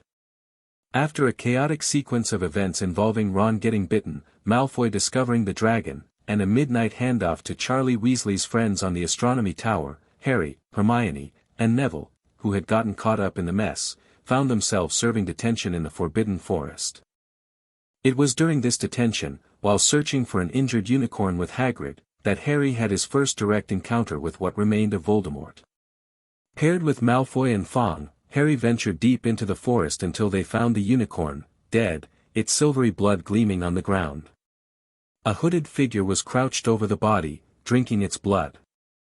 Malfoy screamed and bolted with Fawkes, but Harry stood his ground, instantly channeling magic into a protective shield as his scar exploded with pain. The hooded figure raised its head, unicorn blood dribbling down its front, and began to glide toward him. Through the haze of pain, Harry maintained his focus, drawing on years of training to keep his shield intact. His free hand slipped to the silver knife hidden in his sleeve, ready to employ blood magic if necessary. Before the confrontation could escalate, the centaur Firenze arrived, charging at the figure and driving it away. The pain in Harry's scar subsided, allowing him to relax his magical defenses before the centaur noticed. "You are the Potter boy," Firenze said gravely. "The forest is not safe for you. Do you know what that was, drinking unicorn blood?" "Voldemort," Harry answered simply, ignoring Firenze's flinch at the name. "Yes. Unicorn blood can keep you alive even if you are an inch from death, but at a terrible price. You have slain something pure and defenseless to save yourself, and you will have but a half-life, a cursed life, from the moment the blood touches your lips." "He's trying to stay alive until he can get the Philosopher's Stone," Harry concluded, the pieces fitting together. "And Quirrell is helping him." Firenze's eyes narrowed. "You know more than a young foal should, Harry Potter. The stars have spoken of your coming for many years, but they did not speak of this knowledge you carry." "The stars didn't see everything about me," Harry replied evenly. The centaur studied him for a long moment. "Perhaps not. The heavens show only possibilities, not certainties. And you, Harry Potter, represent a possibility they did not foresee." When Harry related this encounter to Hermione in private, she was horrified. "You actually saw you-know-who? Harry, we need to tell Dumbledore." "And tell him what?" Harry countered. "That we know about the stone. That we suspect Quirrell is working with Voldemort. He'll just tell us to leave it to the adults and increase security measures that might actually make it harder for us to intervene if necessary." "But why would we need to intervene? Surely Dumbledore can protect the stone better than we can." Harry shook his head. "Dumbledore isn't infallible, Hermione. He's already made a critical mistake by bringing the stone to a school full of children in the first place. And consider this, if Quirrell is possessed by Voldemort, he's been right under Dumbledore's nose all year without being detected. That doesn't inspire confidence." Hermione couldn't argue with that logic, but she remained uncomfortable with their decision to handle matters independently. "At least promise me we'll go to a teacher if things get worse," she pleaded. "If there's time," Harry agreed, though privately he had his doubts. His experience with adults had taught him to rely on his own abilities first and foremost. As exams approached, Harry sensed the situation with the stone accelerating. Quirrell looked dreadful, thin and pale, with dark shadows under his eyes and a permanent nervous twitch. Yet nobody else seemed to notice anything amiss, attributing his deterioration to end-of-year stress. Harry's scar burned frequently now, often waking him from nightmares filled with flashes of green light and high, cold laughter. He increased his protective rituals, drawing strength from the black family magic Kreacher had taught him while preparing for inevitable confrontation. The night after their last exam, Harry, Ron, and Hermione were relaxing by the lake when Harry suddenly sat bolt upright. "How could I have been so stupid?" he exclaimed. Hagrid told a stranger about Fluffy, and suddenly that stranger just happens to have a dragon egg, something Hagrid's always wanted. They raced to Hagrid's hut, where their fears were confirmed. The gamekeeper had indeed revealed to a hooded stranger in the Hog's Head pub that Fluffy could be lulled to sleep with music. He was quite interested in Fluffy, now ye mention it, Hagrid recalled uneasily. "But I told him," I said, "the trick with any beast is to know how to calm it." "Was this stranger's face visible?" Harry asked urgently. "No, he kept his hood up. Not that unusual in the Hog's Head, ye get a lot funny folk there. Might have been a dragon dealer, mightn't he?" Harry exchanged meaningful glances with Hermione. "What did you talk about, Hagrid? Did he mention Hogwarts at all?" "Might have come up," Hagrid said, trying to remember. "Yeah, he asked what I did, and I told him I was gamekeeper here. He asked about the sort of creatures I look after. So I told him, and I said what I'd always really wanted was a dragon, and then I can remember too well, 'cause he kept buying me drinks. Let's see, yeah. Then he said he had the dragon egg and we could play cards fair it if I wanted, but he had to be sure I could handle it, he didn't want it to go to any old home. So I told him, after Fluffy, a dragon would be easy." "And did he seem interested in Fluffy?" Harry asked, his voice deceptively casual. "Well, yeah, how many three-headed dogs d'ye meet, even around Hogwarts? So I told him, Fluffy's a piece o' cake if ye know how to calm him down, just play him a bit o' music and he'll go straight off ter sleep." Hagrid suddenly looked horrified. "I shouldn't ha' told ye that. Forget I said it." But Harry, Ron, and Hermione were already racing back to the castle. "We've got to go to Dumbledore," Hermione insisted.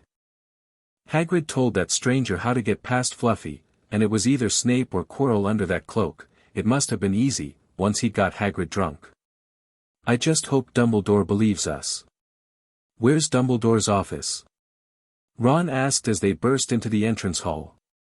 They looked around helplessly, never having been sent to the headmaster before, when Professor McGonagall crossed the hall carrying a large pile of books. "We need to see Professor Dumbledore, immediately," Hermione said urgently. McGonagall's eyebrows rose. "Professor Dumbledore? I'm afraid that's impossible." Professor Dumbledore received an urgent owl from the Ministry of Magic and left immediately for London. "He's gone?" Harry asked sharply. "Now. Professor Dumbledore is a very great wizard, Potter, he has many demands on his time, but this is important." Harry interrupted. "Something you have to say is more important than the Ministry of Magic, Potter." Harry made a split-second decision. "Professor, it's about the Philosopher's Stone." The books McGonagall was carrying crashed to the floor. "How do you know?" she spluttered. "Someone's going to try and steal it," Harry continued rapidly. "We need to warn Professor Dumbledore." McGonagall eyed them with a mixture of shock and suspicion.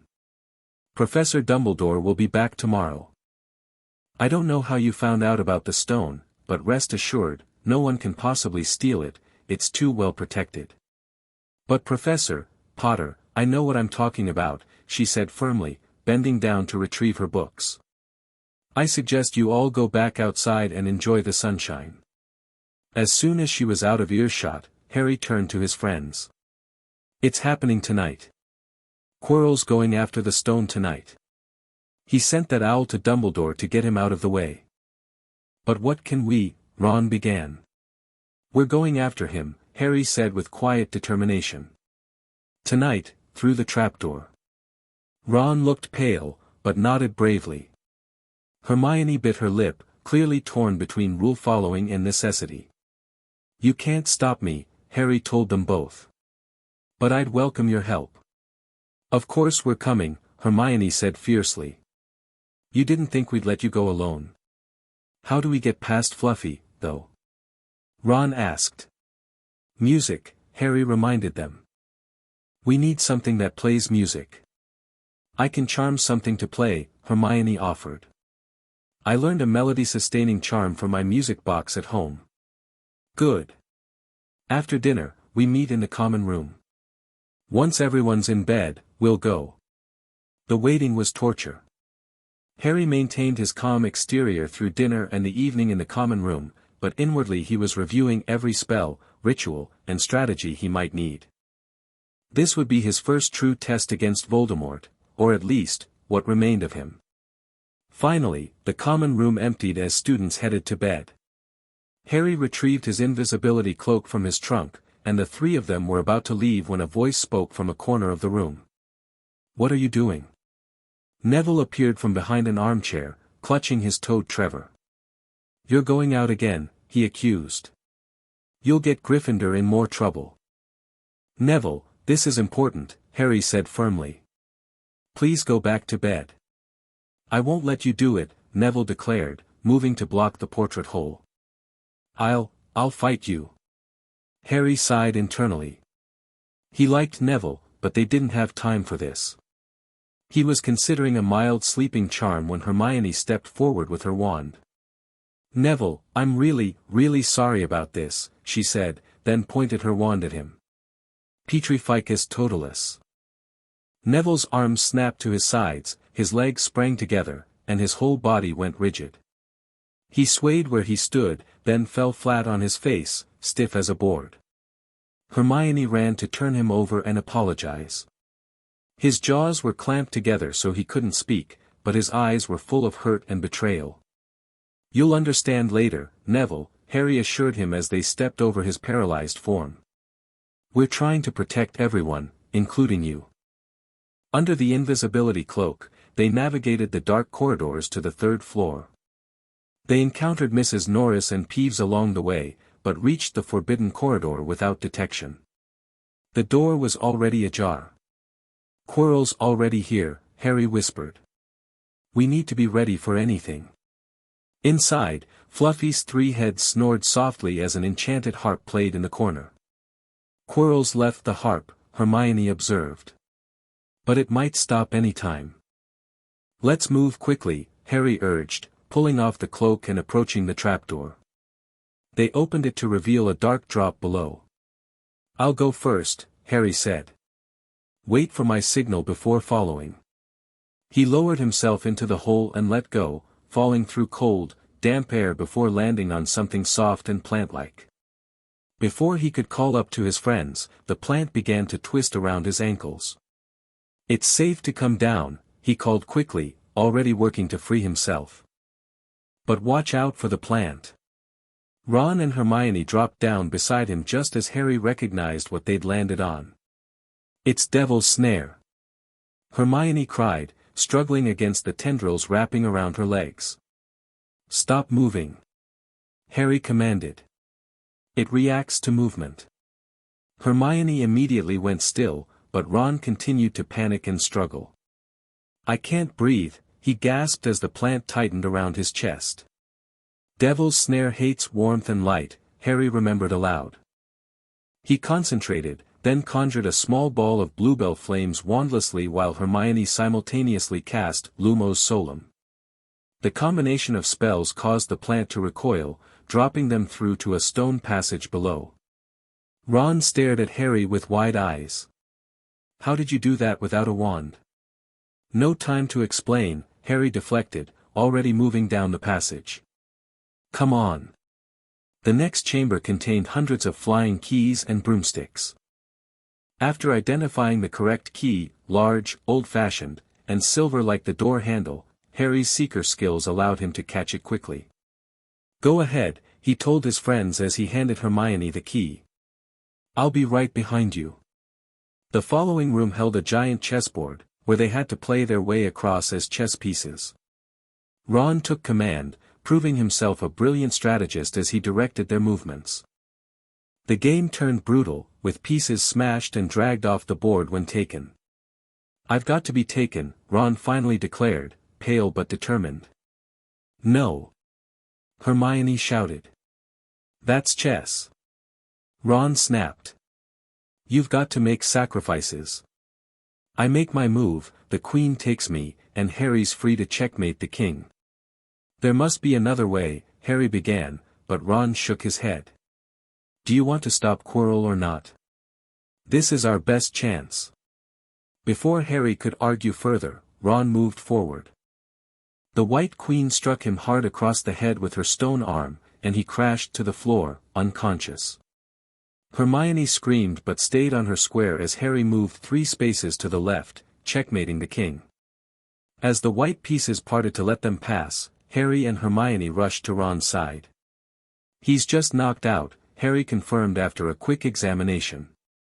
Hermione, stay with him. Get him out if you can, and if you can't, send an owl to Dumbledore. But Harry, no arguments. I can handle Quirrell better alone. He gave her a meaningful look that conveyed his unspoken message, I'll use whatever magic necessary without witnesses. Hermione hesitated, then nodded. Be careful, Harry. She hugged him quickly. You're a great wizard, you know. Not as good as you, Harry replied with a small smile. Me. Books and cleverness. There are more important things, like what you can do that nobody sees, and friendship, and bravery. Harry squeezed her hand gratefully, then continued alone through the next door. A disgusting smell assaulted him immediately. A large troll lay knocked out on the floor, an even bigger lump on its head than the one Ron had given the Halloween troll. Relieved to skip this obstacle, Harry proceeded to the next chamber. As soon as he crossed the threshold, purple flames sprang up behind him, while black flames appeared in the doorway ahead. On a table sat 7 differently shaped bottles with a parchment bearing a logical riddle. This had to be Snape's obstacle, a puzzle rather than magic, requiring logic few wizards possessed. Harry read the clues carefully, following the reasoning step by step until he identified the smallest bottle as the one that would allow him to proceed through the black flames. There was barely a mouthful left. He took a deep breath, then swallowed the potion in one gulp. It felt like ice flooding his veins. Stepping forward through the black flames, he entered the final chamber to find exactly who he'd expected, Professor Quirrell, standing calmly before the Mirror of Erised.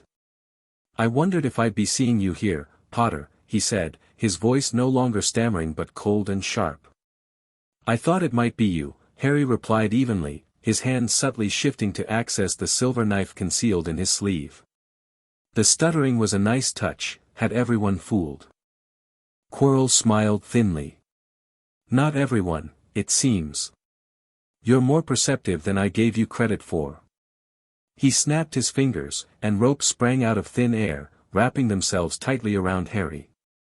Or at least, they tried to. Harry had been ready, instantly channeling magic to disrupt the spell. The ropes wavered and fell limply to the ground, leaving Quirrell staring in shock. How did you? He narrowed his eyes. Interesting. There's more to you than meets the eye, Potter.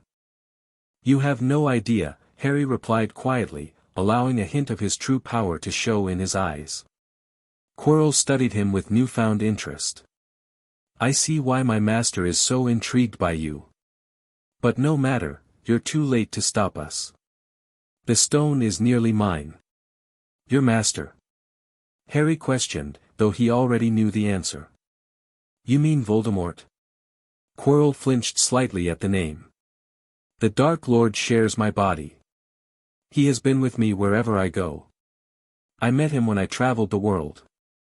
A foolish young man I was then, full of ridiculous ideas about good and evil. The Dark Lord showed me how wrong I was. There is no good and evil, there is only power, and those too weak to seek it. As Quirrell turned back to the mirror, Harry prepared himself mentally. This confrontation was about to escalate, and he needed to be ready to use his full abilities if necessary. Voldemort was here, somehow attached to Quirrell, and the situation was far more dangerous than his friends realized. I see the stone, Quirrell murmured, staring into the mirror. I'm presenting it to my master, but where is it? Is it inside the mirror? Should I break it? Use the boy, came a high, cold voice that seemed to emanate from Quirrell himself.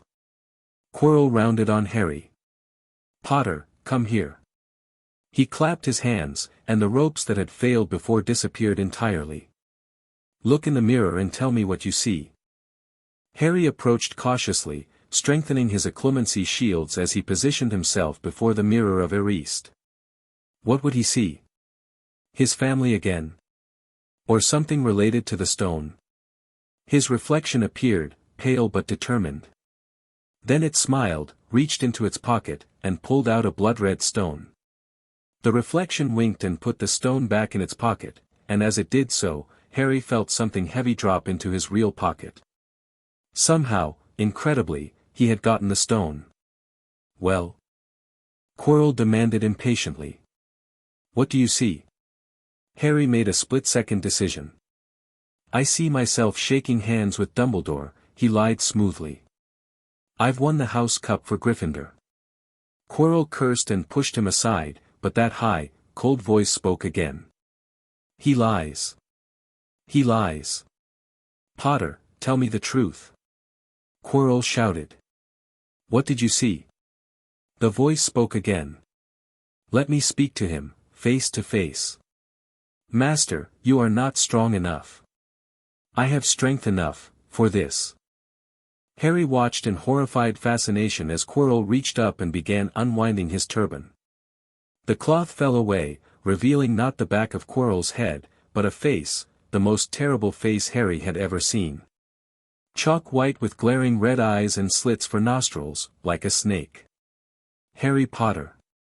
It whispered. Harry stood his ground, refusing to show fear despite the pain searing across his scar. Voldemort. Yes. See what I have become. Mere shadow and vapor. I have form only when I can share another's body, but there have always been those willing to let me into their hearts and minds. Unicorn blood has strengthened me, these past weeks, and once I have the elixir of life, I will be able to create a body of my own. Now, why don't you give me that stone in your pocket? So he knew. Harry's hand moved to his sleeve, gripping the handle of his silver knife. If he had to use blood magic against Voldemort, so be it. Don't be a fool, Voldemort hissed. Better to save your own life and join me, or you'll meet the same end as your parents. They died begging me for mercy. You're lying, Harry said coldly. My mother's sacrifice protected me from you. Her love was stronger than your hate. Voldemort's face contorted with rage. Seize him, he screamed, and Quirrell lunged forward. As Quirrell's hands closed around Harry's throat, an unexpected thing happened. The professor's fingers blistered and burned where they touched Harry's skin, causing him to recoil, howling in agony. Seize him! Seize him! Voldemort shrieked again, and Quirrell lunged once more, knocking Harry backward and pinning him to the ground. The pain in Harry's scar was blinding, but through it, he realized something crucial. Quirrell couldn't touch his bare skin without suffering unbearable pain. His mother's protection was still active. Making a tactical decision, Harry reached up and grabbed Quirrell's face with his bare hands. Arg! The professor screamed, rolling off him, his face blistering before Harry's eyes. Master, I cannot hold him, my hands, my hands. Quirrell raised hands that were now red and raw, the flesh bubbling and peeling. Then kill him, fool, and be done. Voldemort screeched. Quirrell raised his wand for a killing curse, but Harry was faster. Drawing his silver knife in one fluid motion, he slashed his own palm and slapped the bloody hand against Quirrell's chest, simultaneously channeling the most powerful protective spell Kreacher had taught him, one designed specifically to repel dark possession. Sanguinem meum contra tenebras. Harry chanted, his voice resonating with power. Blood of my blood, light against dark. The effect was immediate and catastrophic. Where his bloody handprint touched Quirrell, a blinding white light erupted. The professor's body convulsed violently as Voldemort's spirit was forcibly ejected, screaming in fury and pain.